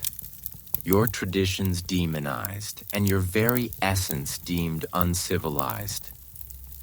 Imagine a directive from a distant government decreeing that your language, your spiritual beliefs, your traditional clothing, even your family structures were inherently inferior and must be abandoned. This was the core of assimilation policies, primarily implemented through boarding schools and the imposition of Christian values. For Native American women, this meant an attack on everything they embodied as cultural transmitters, mothers, and spiritual leaders. The most egregious example of forced assimilation was the Indian boarding school system in both the United States and Canada. Beginning in the late 19th century, hundreds of thousands of Native children were forcibly removed from their families, often with military force, and sent to distant off-reservation schools. The explicit goal was to kill the Indian, save the man. A horrifying motto that perfectly encapsulated the genocidal intent behind the policy.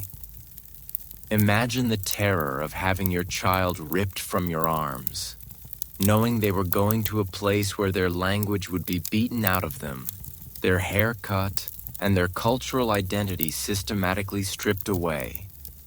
This profound separation ripped apart the sacred bond between mother and child and between generations. historians still grapple with the full psychological and cultural trauma inflicted by these institutions. At these schools, Native girls were specifically targeted for training in domestic servitude. They were taught to be housemaids, laundresses, and cooks' roles aligned with Victorian-era European ideals of womanhood, but starkly different from their traditional roles as agriculturalists, healers, or clan mothers. Their hands, once skilled in tanning hides or weaving baskets, were now trained for scrubbing floors and ironing clothes. This was not just vocational training. It was an intentional effort to break their connection to their cultural heritage and prepare them for subservient roles in the dominant society. It's like being sent to a finishing school where the only thing being finished is your cultural identity. Furthermore, these schools forbade native languages, punished traditional spiritual practices, and instilled Christian doctrines. Children were often given New English names, further severing ties to their ancestral identities. This had a devastating impact on Native women who were traditionally the primary educators and transmitters of language and culture within the family. When children returned from boarding schools, often years later, they had lost their language, felt alienated from their families, and were caught between two worlds, belonging fully to neither. This created profound intergenerational trauma that continues to affect Native communities today. The forced imposition of Euro-American gender roles also undermined the influence of women in their communities. As men were increasingly pressured to adopt farming or wage labor and deal with external authorities, women's traditional economic contributions were devalued. Policies like the Dawes Act, which broke up communal tribal lands into individual allotments, often allocated land titles to male heads of households, further eroding women's traditional land tenure and economic power. Despite these overwhelming pressures, Native American women showed incredible resilience. Many resisted assimilation in subtle and overt ways. They secretly taught their children their languages, performed ceremonies in hiding, and held on to their spiritual beliefs. They became quiet guardians of cultural knowledge, preserving what they could in the face of immense suppression. But the scars of this era ran deep, leaving a legacy of profound loss and an ongoing fight for cultural revitalization. As the relentless tide of forced assimilation continued its grim work, another fundamental shift began to define the lives of Native American women: reservation life. This was not merely a change of address. It was a profound, often brutal confinement that severed their ties to ancestral lands, disrupted traditional economies, and imposed a new oppressive reality on every aspect of their existence. You weren't just living in a new place. You were living under siege, a prisoner in your own homeland. Imagine being restricted to a small, often arid or undesirable parcel of land, far removed from your traditional hunting grounds, fertile agricultural lands, or sacred sites. This was the reality of reservations established by treaties, often broken or simply by unilateral government decree. For women, this meant an immediate and devastating blow to their ability to provide for their families. Their deep ecological knowledge, honed over millennia, knowing where to forage for specific plants, how to manage wild resources, where to find water, suddenly became largely irrelevant within the confines of a limited, often depleted reservation. It's like being a master chef, suddenly confined to a tiny kitchen with only 3 ingredients and a dull knife. Traditional economic roles were fundamentally disrupted. Where women had been primary agriculturalists, gatherers, or processors of game, The reservation system often forced them into dependency on government rations, which were frequently inadequate and unreliable. The imposition of unfamiliar farming techniques or attempts to force nomadic tribes into sedentary agriculture often failed due to unsuitable land or lack of resources. This loss of economic autonomy was deeply disempowering, undermining women's traditional status as providers and contributors to the tribal economy. Historians still debate the extent to which these economic shifts intentionally aimed to subjugate Native women, but their effect was undeniable. The communal living structures like longhouses or large extended family dwellings were often replaced with individual smaller houses mirroring European family structures. This broke down traditional kinship networks and the collective support systems that had been crucial for women, especially in child rearing and daily labor. The sense of shared responsibility and community solidarity was diminished, leading to increased isolation and hardship. A quirky tidbit. Sometimes these forced housing changes led to the loss of traditional cooking methods, as open fires within dwellings were replaced by inefficient stoves, further impacting diet and health. Reservation life also brought new forms of social control and surveillance. Agents appointed by the government often wielded immense power, regulating everything from daily activities to religious practices. Women who had previously enjoyed significant autonomy in many tribes found themselves subject to the dictates of these external authorities. Their traditional leadership roles were often ignored or suppressed, further eroding their influence within their own communities. The psychological toll of confinement and dependency was immense. Generations grew up without the freedom to roam their ancestral lands, without access to traditional resources, and with their cultural practices often banned or practiced in secret. This led to widespread poverty, health crises, and a deep sense of loss and despair. Yet, even in these dire circumstances, Native American women continued to embody remarkable resilience.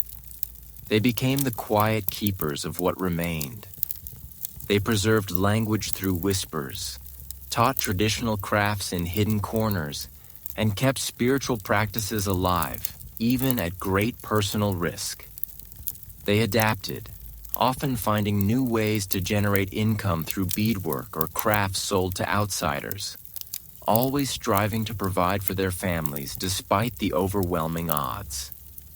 Their spirit was not broken even as their world was profoundly changed. Amidst the oppressive confines of reservation life and the ongoing assault of assimilation, a new and complex challenge emerged for Native American women: education and resistance. This wasn't the traditional immersive learning of their ancestors, but a Western-imposed system that simultaneously aimed to erase their culture while offering new tools for navigating the encroaching dominant society. You were faced with a paradox. Learning the ways of your oppressor might be the only path to survival. Yet, it also threatened to sever your deepest ties. Imagine being told that your ancestral knowledge, passed down through generations, was primitive, and that true enlightenment lay only in the white man's schools. This was the prevailing ideology behind the establishment of boarding schools and day schools on reservations. For many Native women, education became a battleground for their cultural identity. On one hand, these institutions aimed to civilize them, teaching English, vocational skills deemed appropriate for women like domestic work, and Christian values. They were taught to read and write, skills that seemed irrelevant to traditional life, but would prove to be powerful tools for future generations. The experience was often brutal. Children faced strict discipline, physical and emotional abuse, and the systematic suppression of their native languages and customs. Girls, as discussed, were trained for subservient roles, a stark contrast to the leadership positions many held in their traditional societies. Yet, even within these oppressive environments, a quiet form of resistance often took root. Students would secretly speak their languages, share traditional stories, and support each other in maintaining their cultural heritage. This act of quiet defiance, often spearheaded by young women, was a powerful assertion of identity in the face of immense pressure. Historians still debate the extent to which these schools truly succeeded in their assimilation goals, highlighting the enduring resilience of native cultures. A quirky tidbit. Sometimes native students, particularly women, would use the very skills they learned in boarding schools: literacy, organizational abilities, and an understanding of the dominant culture's legal system to later advocate for their people. They learned to navigate the bureaucratic maze that confined their communities, turning the tools of oppression into instruments of resistance. It's like learning the secret code of your captors and using it to write your own escape plan. Outside the boarding schools on the reservations, women faced a different kind of educational challenge. The traditional ways of learning through observation and participation were disrupted as communal life was fragmented.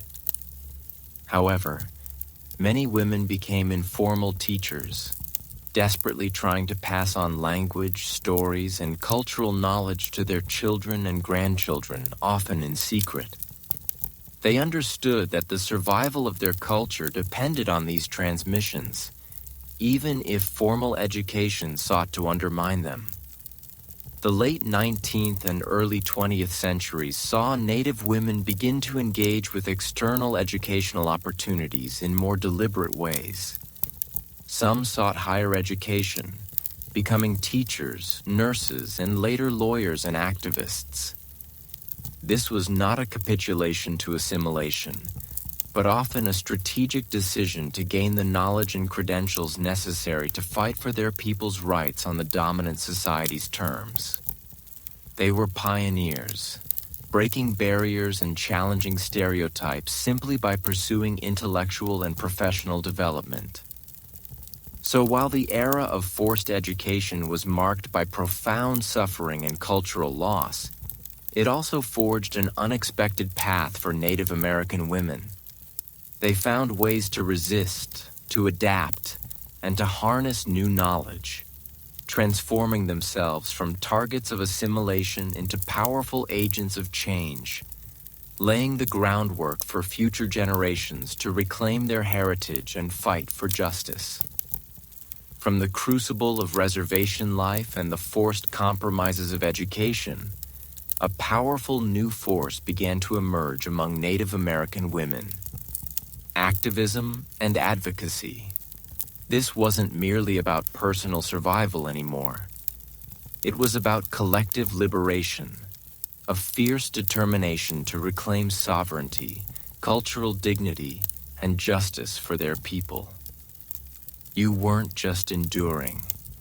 You were rising, finding your voice in a world that had long tried to silence you.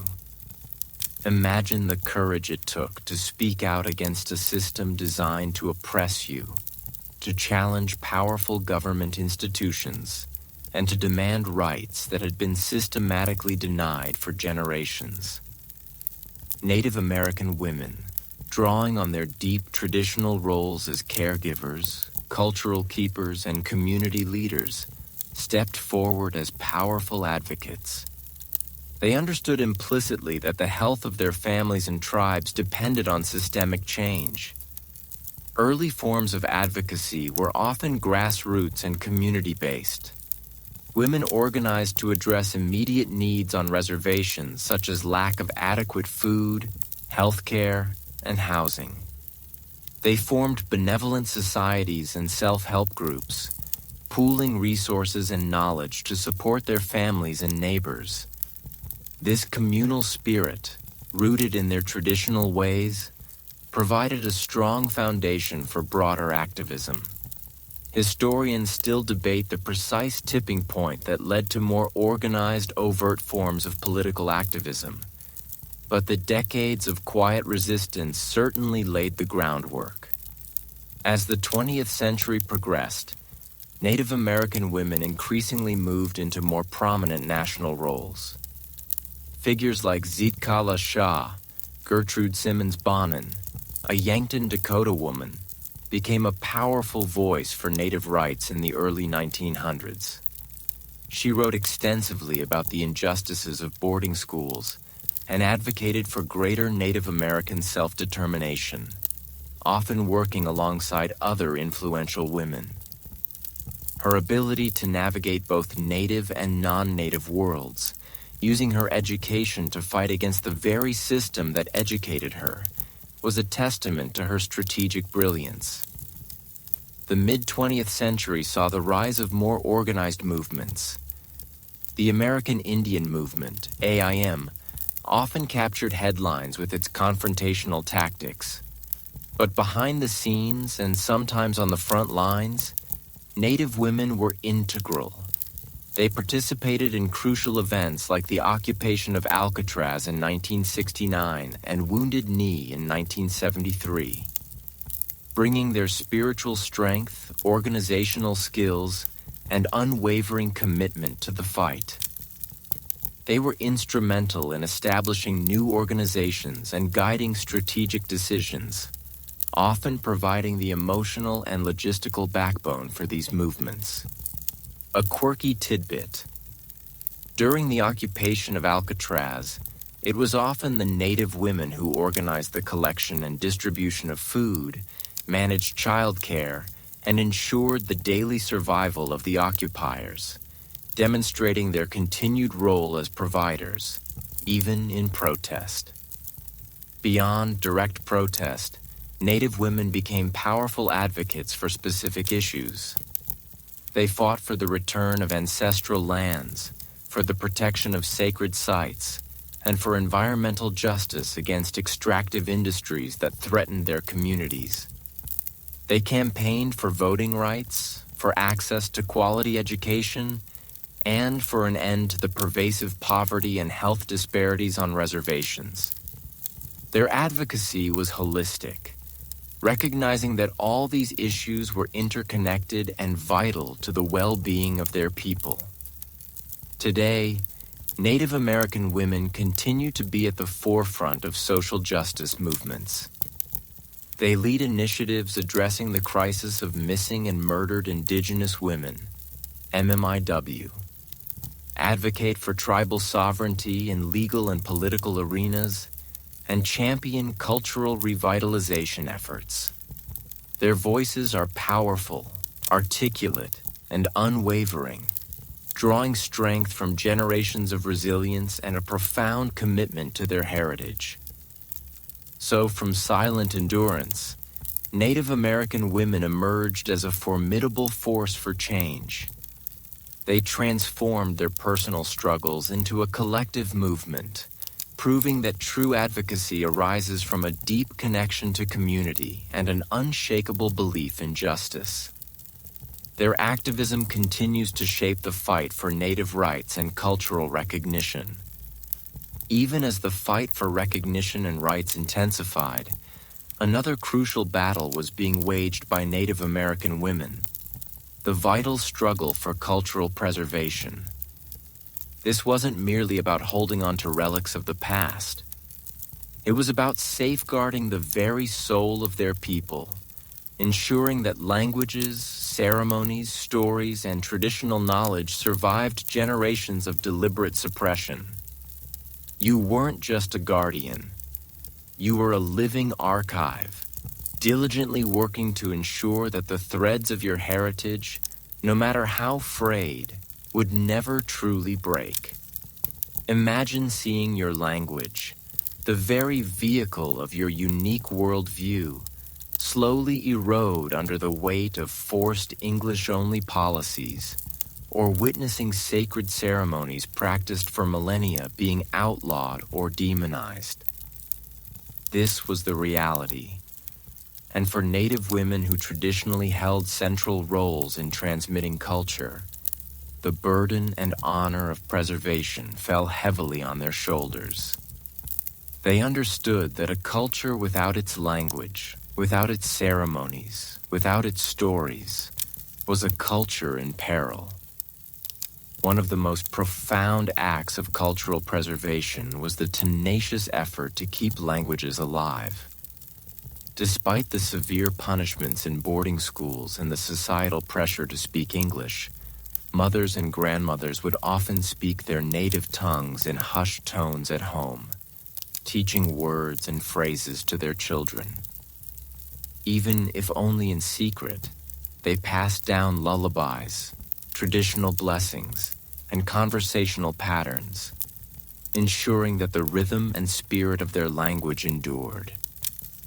It's a quiet act of rebellion, isn't it? A whisper against the roar of assimilation.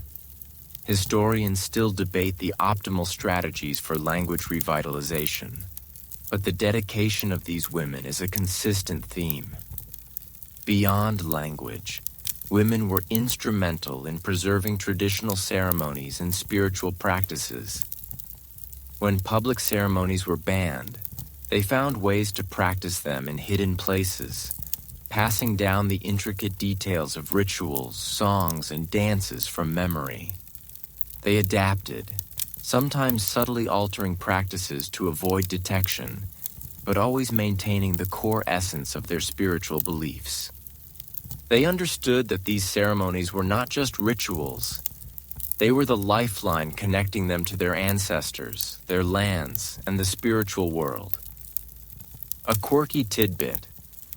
In some instances, seemingly innocuous craft activities like specific weaving patterns or beadwork designs secretly encoded spiritual narratives or tribal histories, allowing cultural knowledge to persist right under the nose of colonial authorities.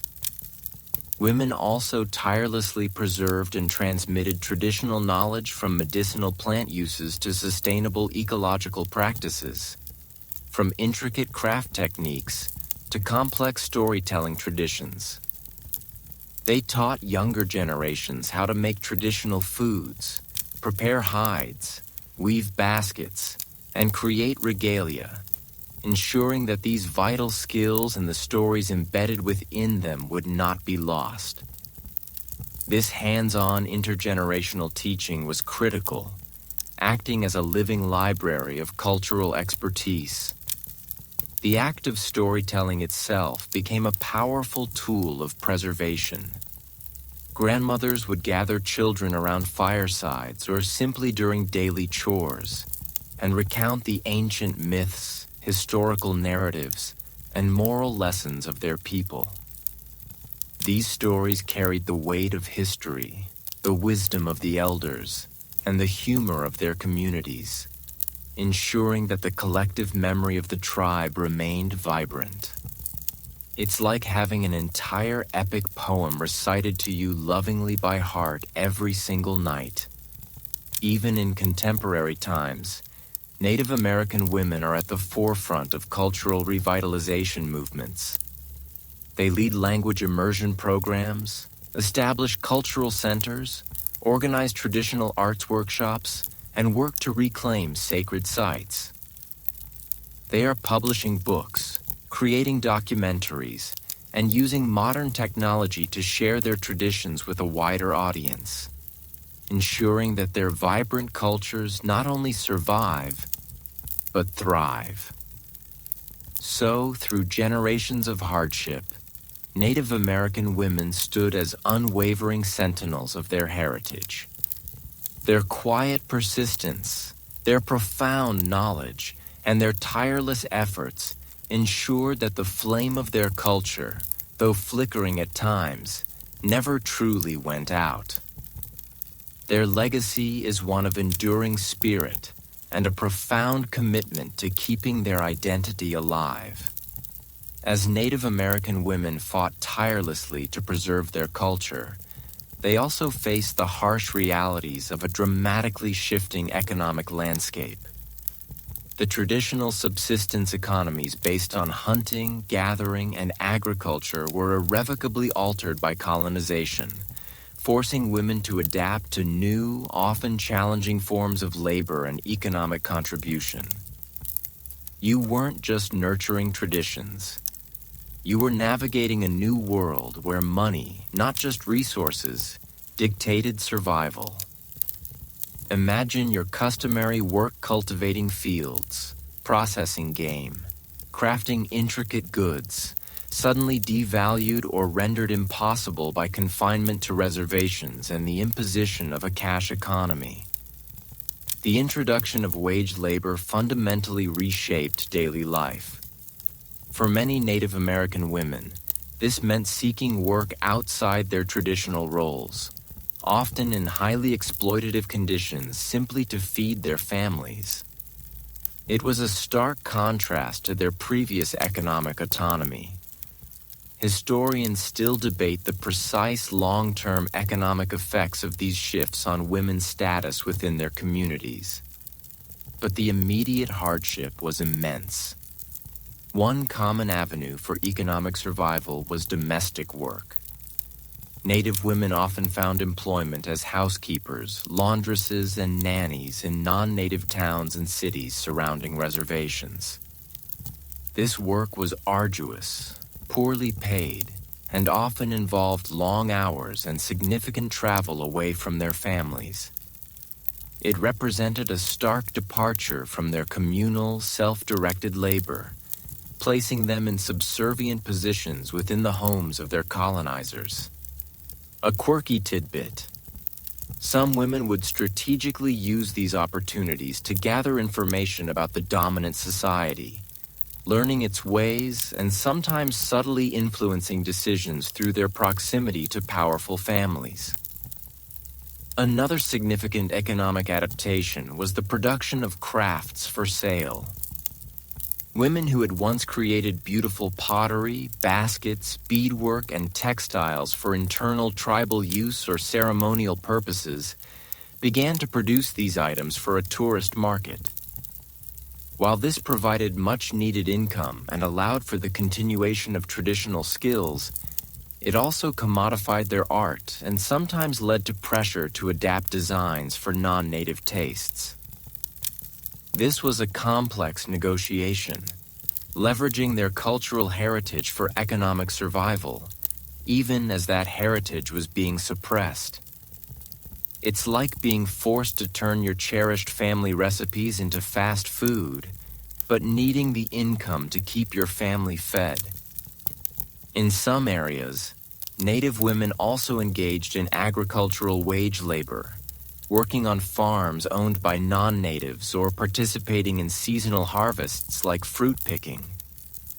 This was often backbreaking work, paid meagerly, and subjected them to harsh conditions. Yet for many, it was the only viable way to earn cash needed for essentials not available through traditional means or inadequate government rations. The economic shifts were not uniform.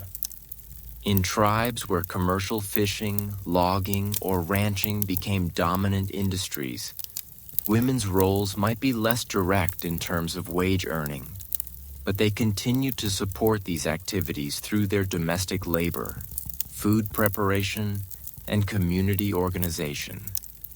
They managed the household finances, stretched meager resources, and adapted family life to the new economic realities, often displaying incredible ingenuity and resourcefulness. Despite the challenges, these economic adaptations demonstrated Native American women's remarkable resilience and agency. They weren't passive victims of these changes.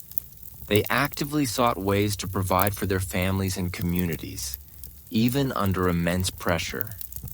Their ability to navigate and find opportunities within a radically transformed economic landscape is a testament to their enduring strength and adaptability. Amidst the sweeping economic and social transformations, another profound shift was occurring, deeply impacting the very essence of identity within Native American communities: the evolution of gender roles.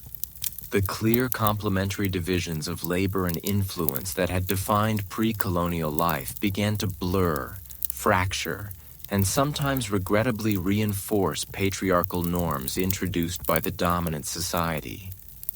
You weren't just adapting your work.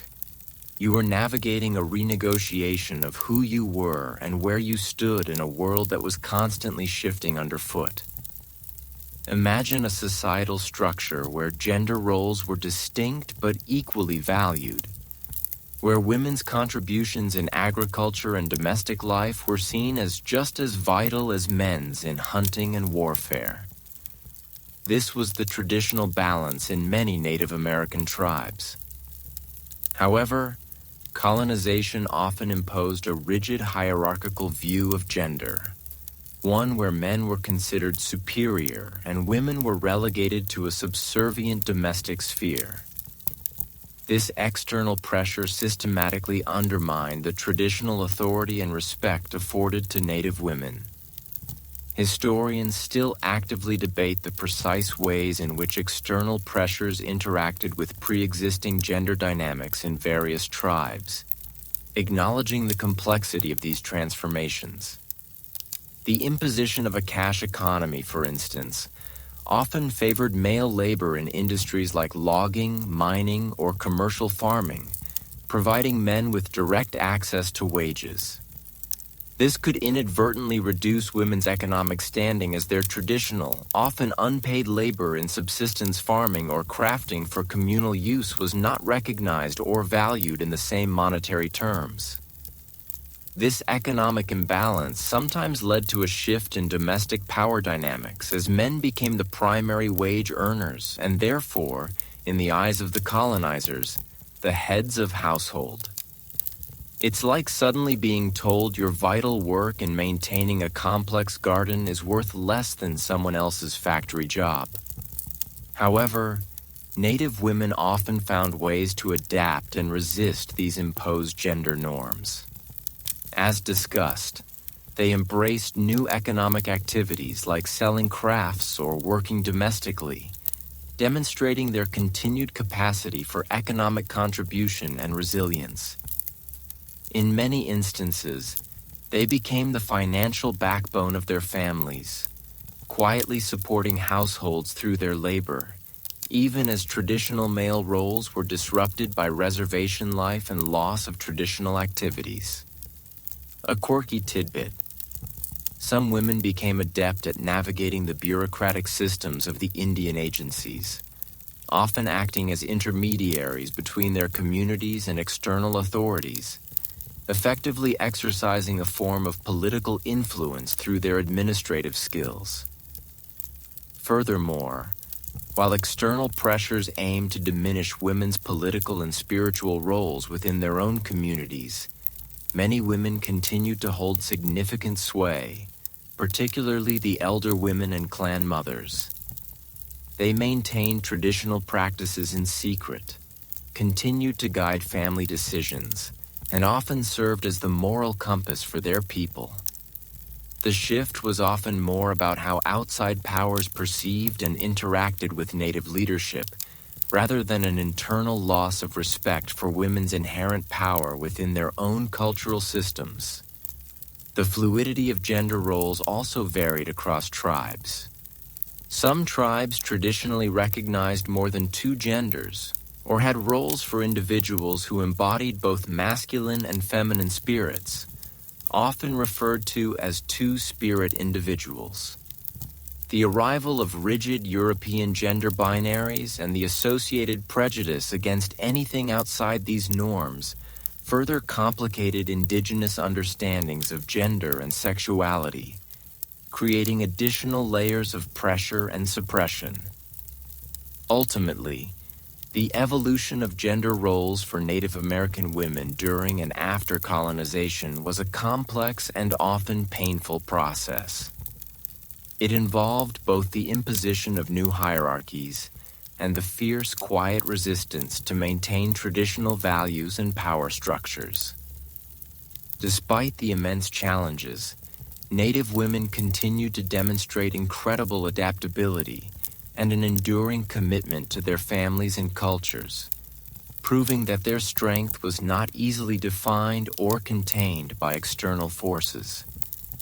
Beyond the internal dynamics of their own communities, Native American women also played critical, often overlooked roles in shaping intertribal relations.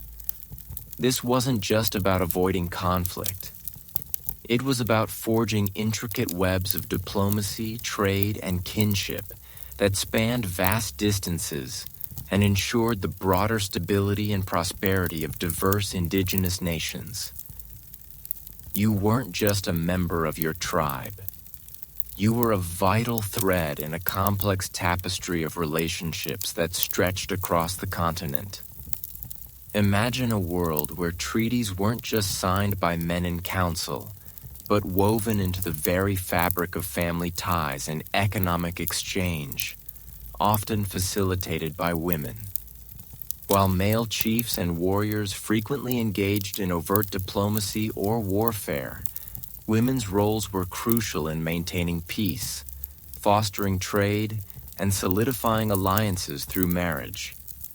These strategic marriages, where a woman from one tribe married into another, served as powerful political bonds, creating kinship networks that obligated both tribes to mutual support and non-aggression. It's a far more personal and enduring form of diplomacy than simply signing a document.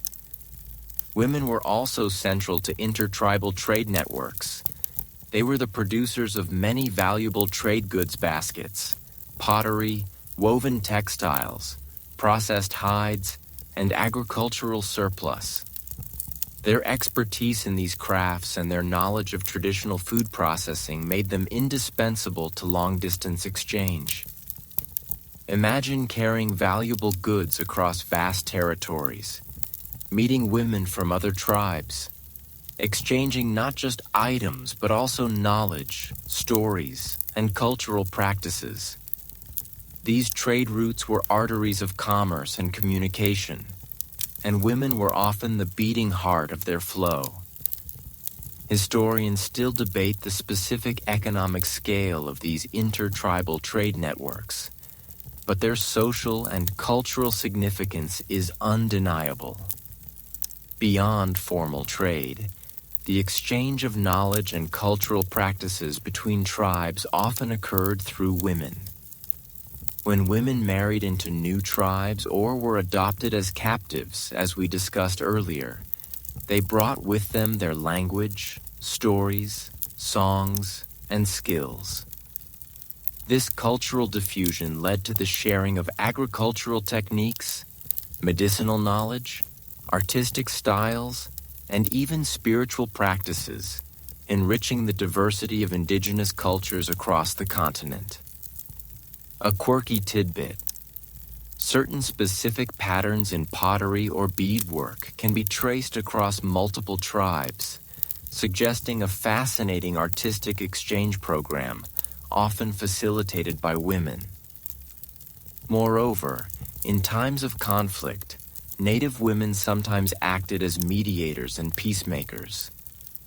Their positions as mothers and nurturers often gave them a moral authority that transcended the immediate hostilities.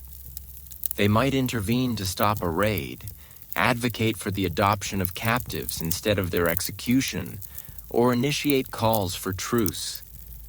Their laments for the fallen could also serve as powerful catalysts for peace, signaling to male leaders that the cost of continued warfare was too high. The very concept of kinship, so central to Native American societies, often extended beyond individual tribes to create broader alliances. Women, as the anchors of family and clan structures, were instrumental in forging and maintaining these wider kinship bonds. Their influence ensured that relationships between different nations were often viewed not just as political arrangements, but as extensions of family, bound by mutual respect and obligation. So while history often spotlights male leaders and warriors in the narrative of intertribal relations, it was often the Native American women who quietly yet powerfully wove the intricate threads of diplomacy, trade, and kinship that sustained peace and cooperation between diverse nations.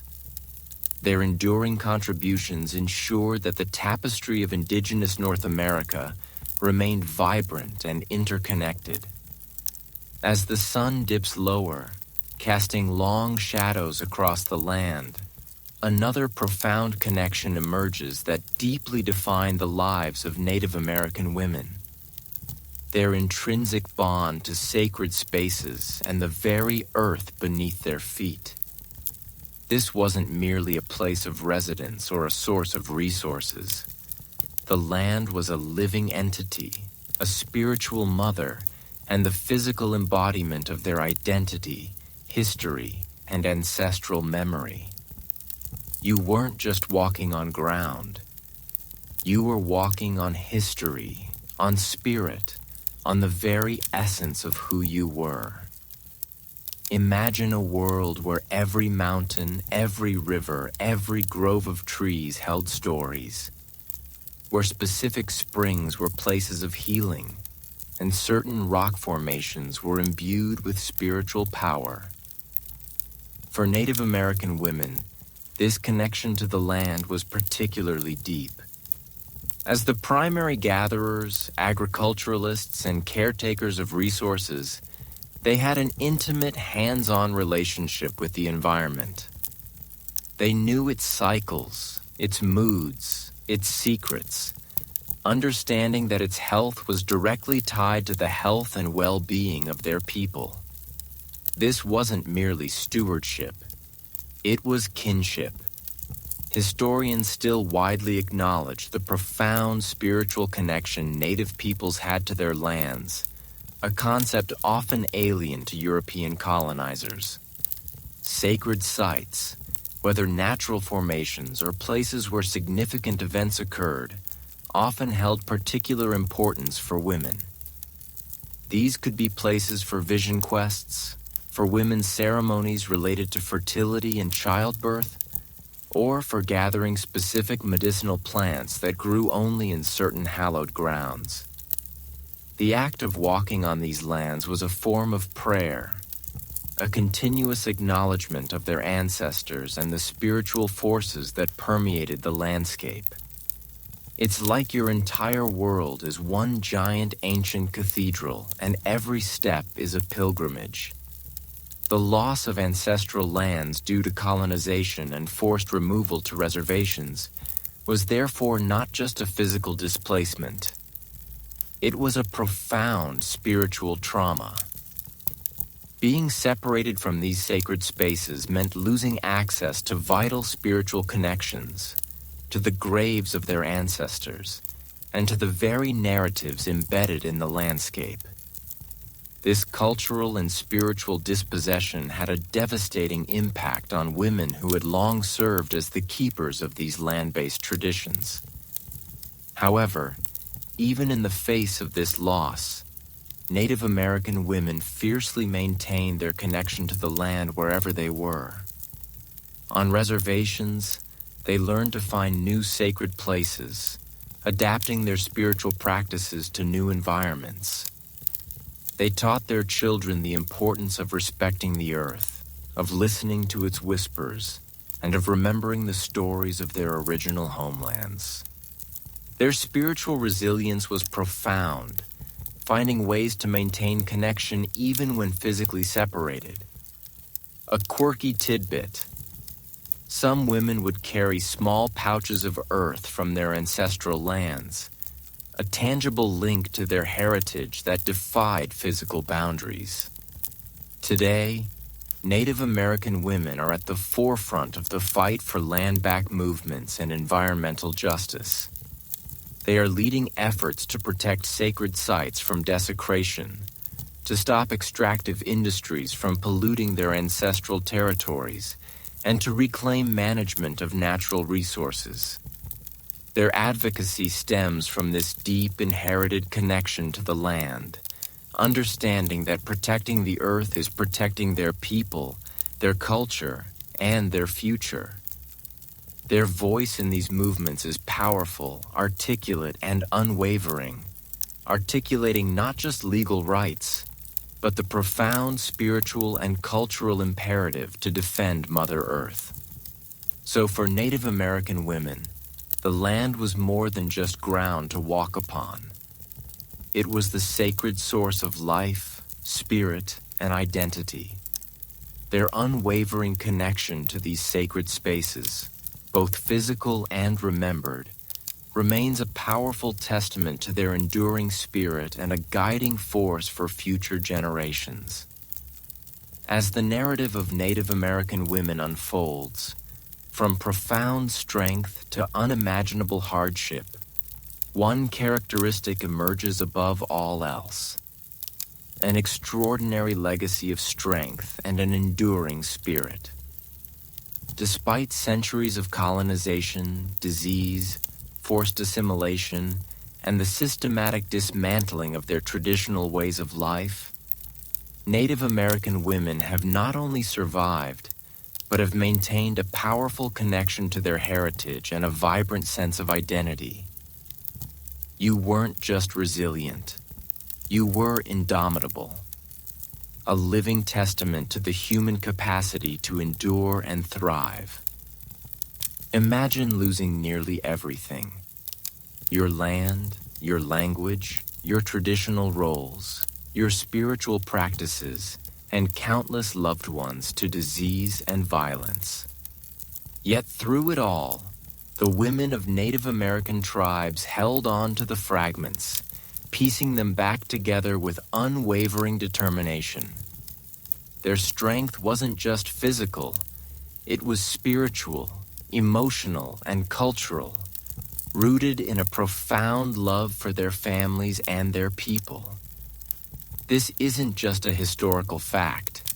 It's a living, breathing testament to human perseverance. Their strength manifested in countless ways.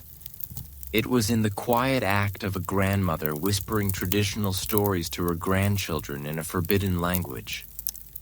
It was in the painstaking effort of a woman preserving ancient craft techniques, even when modern goods were available. It was in the fierce protection of their children and families in the face of poverty and discrimination. These everyday acts of resistance, often unseen by the dominant society, were fundamental to the survival of their cultures. Historians still grapple with fully documenting the myriad forms of everyday resistance employed by Native women, highlighting the subtlety and pervasive nature of their enduring spirit.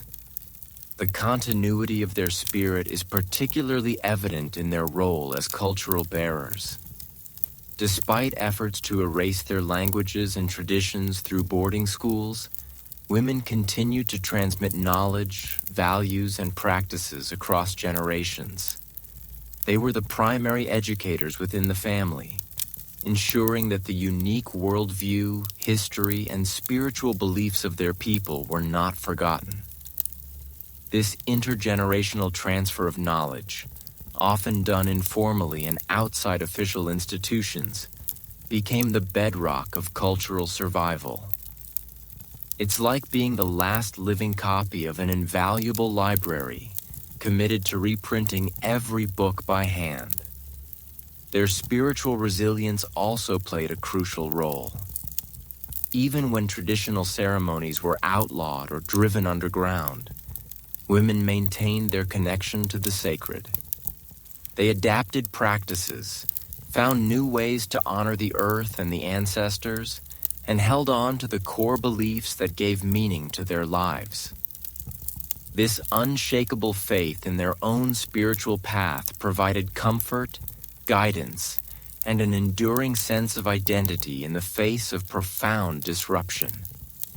A quirky tidbit: some women even manage to incorporate elements of Christianity into existing spiritual frameworks, not as a sign of conversion, but as a way to interpret new religious ideas through an indigenous lens, effectively indigenizing the foreign. Today, this legacy of strength is visible in the revitalization movement sweeping Native communities. Native American women are leading the charge in language immersion schools, cultural heritage centers, and efforts to reclaim ancestral lands and sacred sites. They are powerful voices in activism, advocating for environmental justice, addressing the crisis of missing and murdered Indigenous women, MMIW, and fighting for tribal sovereignty. Their leadership is a direct continuation of the strength and wisdom passed down through generations. So, as you reflect on the journey of Native American women through history, you witness not just a story of survival, but a powerful narrative of enduring spirit. Their ability to adapt, to resist, to preserve, and to lead stands as an extraordinary testament to their resilience and a beacon of hope for all who strive to maintain their identity and dignity in the face of adversity. Their legacy is a vibrant living force, continuously shaping the present and inspiring the future. Even with the powerful legacy of strength guiding them, Native American women in the modern era continue to confront modern challenges that are deeply rooted in the historical injustices of colonization. This isn't a bygone struggle. It's an ongoing fight against systemic inequalities, cultural appropriation, and disproportionate rates of violence and poverty. You're not just reading history. You're looking at a continued struggle for justice that persists to this very day. Imagine living in a country where your people's history is largely overlooked or misrepresented, where stereotypes persist, and where access to basic resources like healthcare and education is often tragically inadequate. For Native American women, these are daily realities. The long-term effects of forced removal, broken treaties, cultural suppression, and economic exploitation have created a cascade of socioeconomic disparities that disproportionately impact their communities. This isn't merely disadvantage. It's the systemic fallout of centuries of oppression. One of the most pressing and devastating challenges is the crisis of missing and murdered Indigenous women. This is not a historical issue. It is a contemporary epidemic. Native women and girls are murdered at a rate 10 times higher than the national average, and often their cases go uninvestigated or unpublicized.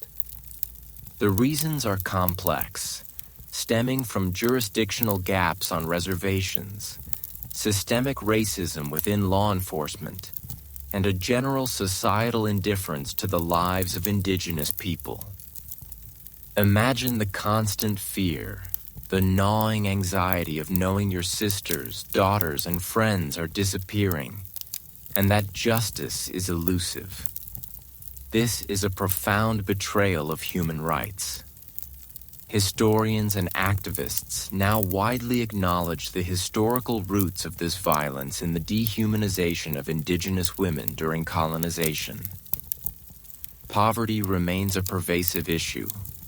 Many reservations lack economic opportunities, leading to high unemployment rates and dependence on often insufficient federal funding.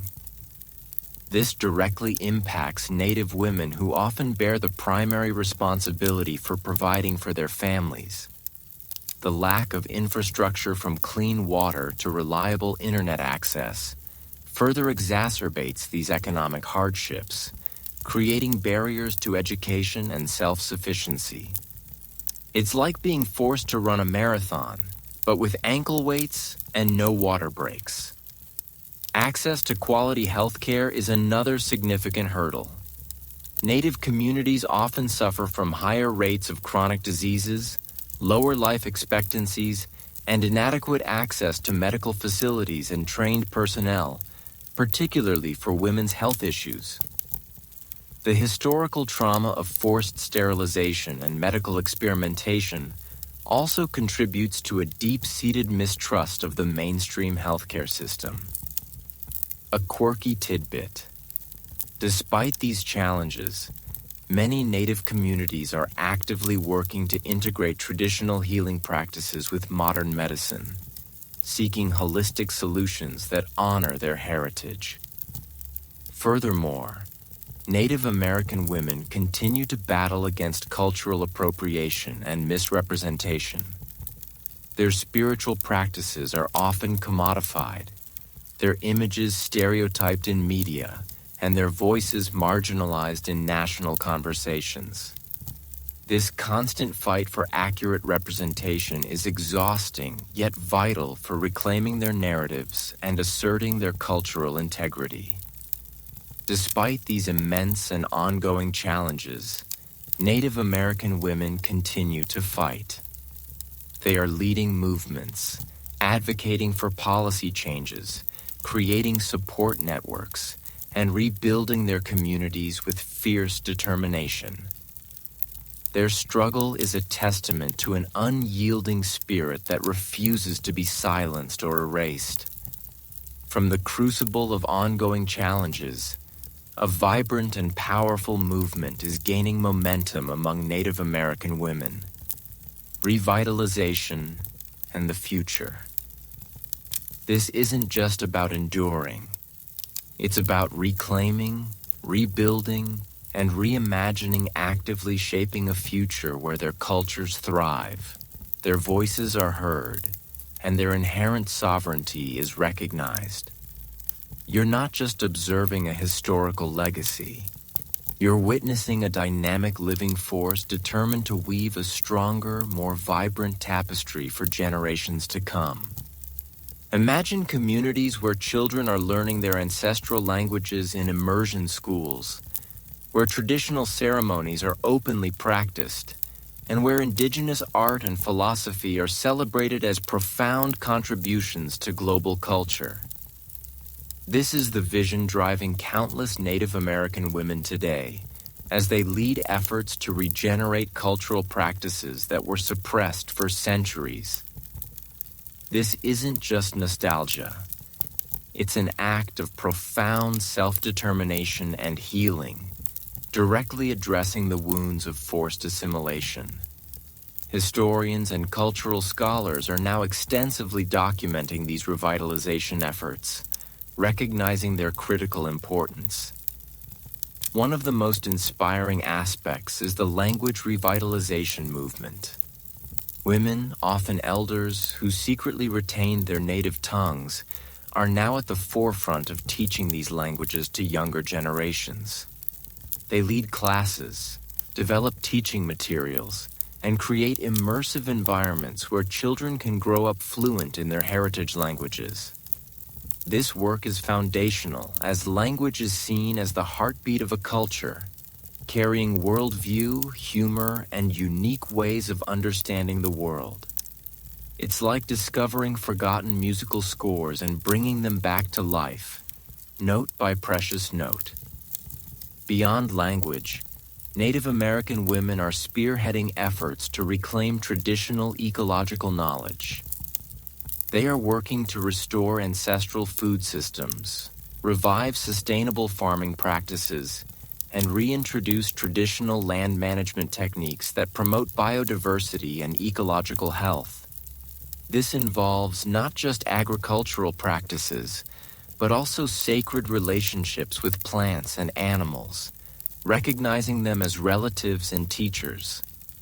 This holistic approach to environmental stewardship directly challenges mainstream industrial models, offering profound lessons for planetary health. A quirky tidbit. Some women are leading projects to reintroduce traditional seed varieties that were almost lost, ensuring food sovereignty and cultural continuity. In the arts, Native American women are innovating while honoring tradition. They are creating contemporary art that draws from ancient forms, using traditional techniques to express modern experiences, and sharing their work on national and international stages. This artistic renaissance is a powerful form of cultural self-expression and economic empowerment, challenging stereotypes and showcasing the enduring creativity of indigenous peoples. You'll find their designs in fashion, their stories on screen, and their voices in literature, asserting their presence in every sphere.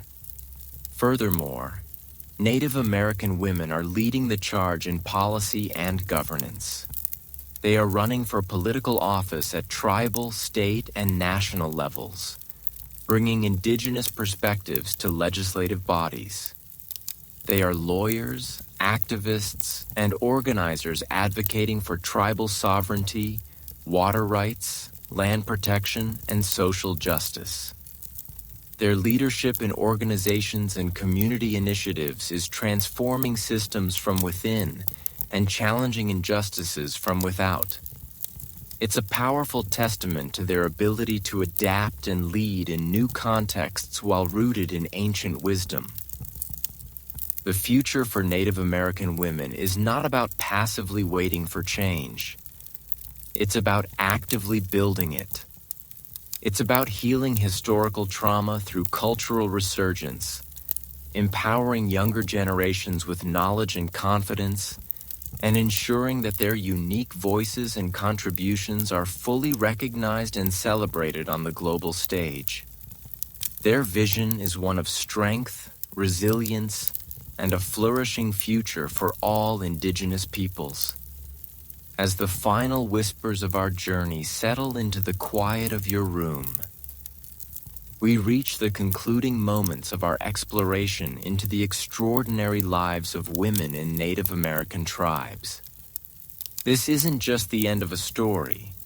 It's an invitation for personal reflection, a gentle urging to truly ponder the depth of these women's lives, their enduring legacies, and the profound lessons they offer us. You've walked alongside them, glimpsing their joys, their struggles, and their triumphs. And now that experience becomes a part of you. Imagine the strength it took day after day, century after century, to nurture life, to sustain culture, and to resist relentless pressure. These women were not mythical figures. They were real flesh and blood individuals with dreams, fears, and an unshakable connection to their communities. They remind us that true power often lies not in overt dominance, but in quiet resilience, in unwavering dedication, and in the profound act of maintaining culture against all odds. Their lives challenge the narrow definitions of power and influence that often dominate historical narratives, revealing a far richer, more interconnected understanding of human societies. Consider the contrast between their world and yours. The sheer physicality of their daily existence, the intimate connection to the earth and its rhythms, the reliance on communal support, and the deep spiritual understanding of their place in the universe. These are aspects that modern life often distances us from. Yet perhaps there are echoes, subtle longings within us for that deeper connection. Their story isn't just about what they did. It's about what they embodied. A profound harmony with nature, a fierce commitment to kinship, and an unwavering spirit of self-determination. Remember the clan mothers wielding power not through force, but through wisdom and the respect of their lineage. Recall the healers who found medicine in every plant and solace in every ceremony. Think of the artists weaving stories into every basket and bead, and reflect on the activists who, against all odds, rose to demand justice and reclaim their heritage. Their experiences remind us that gender roles are not fixed, that societies can thrive with diverse forms of leadership, and that resilience can blossom even in the harshest conditions. Their legacy is not confined to history books. It lives on in the vibrant cultures that persist today, in the languages being revitalized, in the art being created, and in the powerful voices of contemporary Native American women. It's a legacy that calls upon us to listen more closely, to learn more deeply, and to challenge our own preconceived notions about history, power, and identity. Their strength is a beacon illuminating the path forward for all who seek to honor their heritage and build a more just world. So, as you drift into sleep, let the whispers of their journey linger. Feel the strength of their hands, the wisdom in their eyes, and the enduring spirit that carried them through centuries. May their story bring you not just knowledge, but a deep sense of connection to a powerful human truth. Sweet dreams.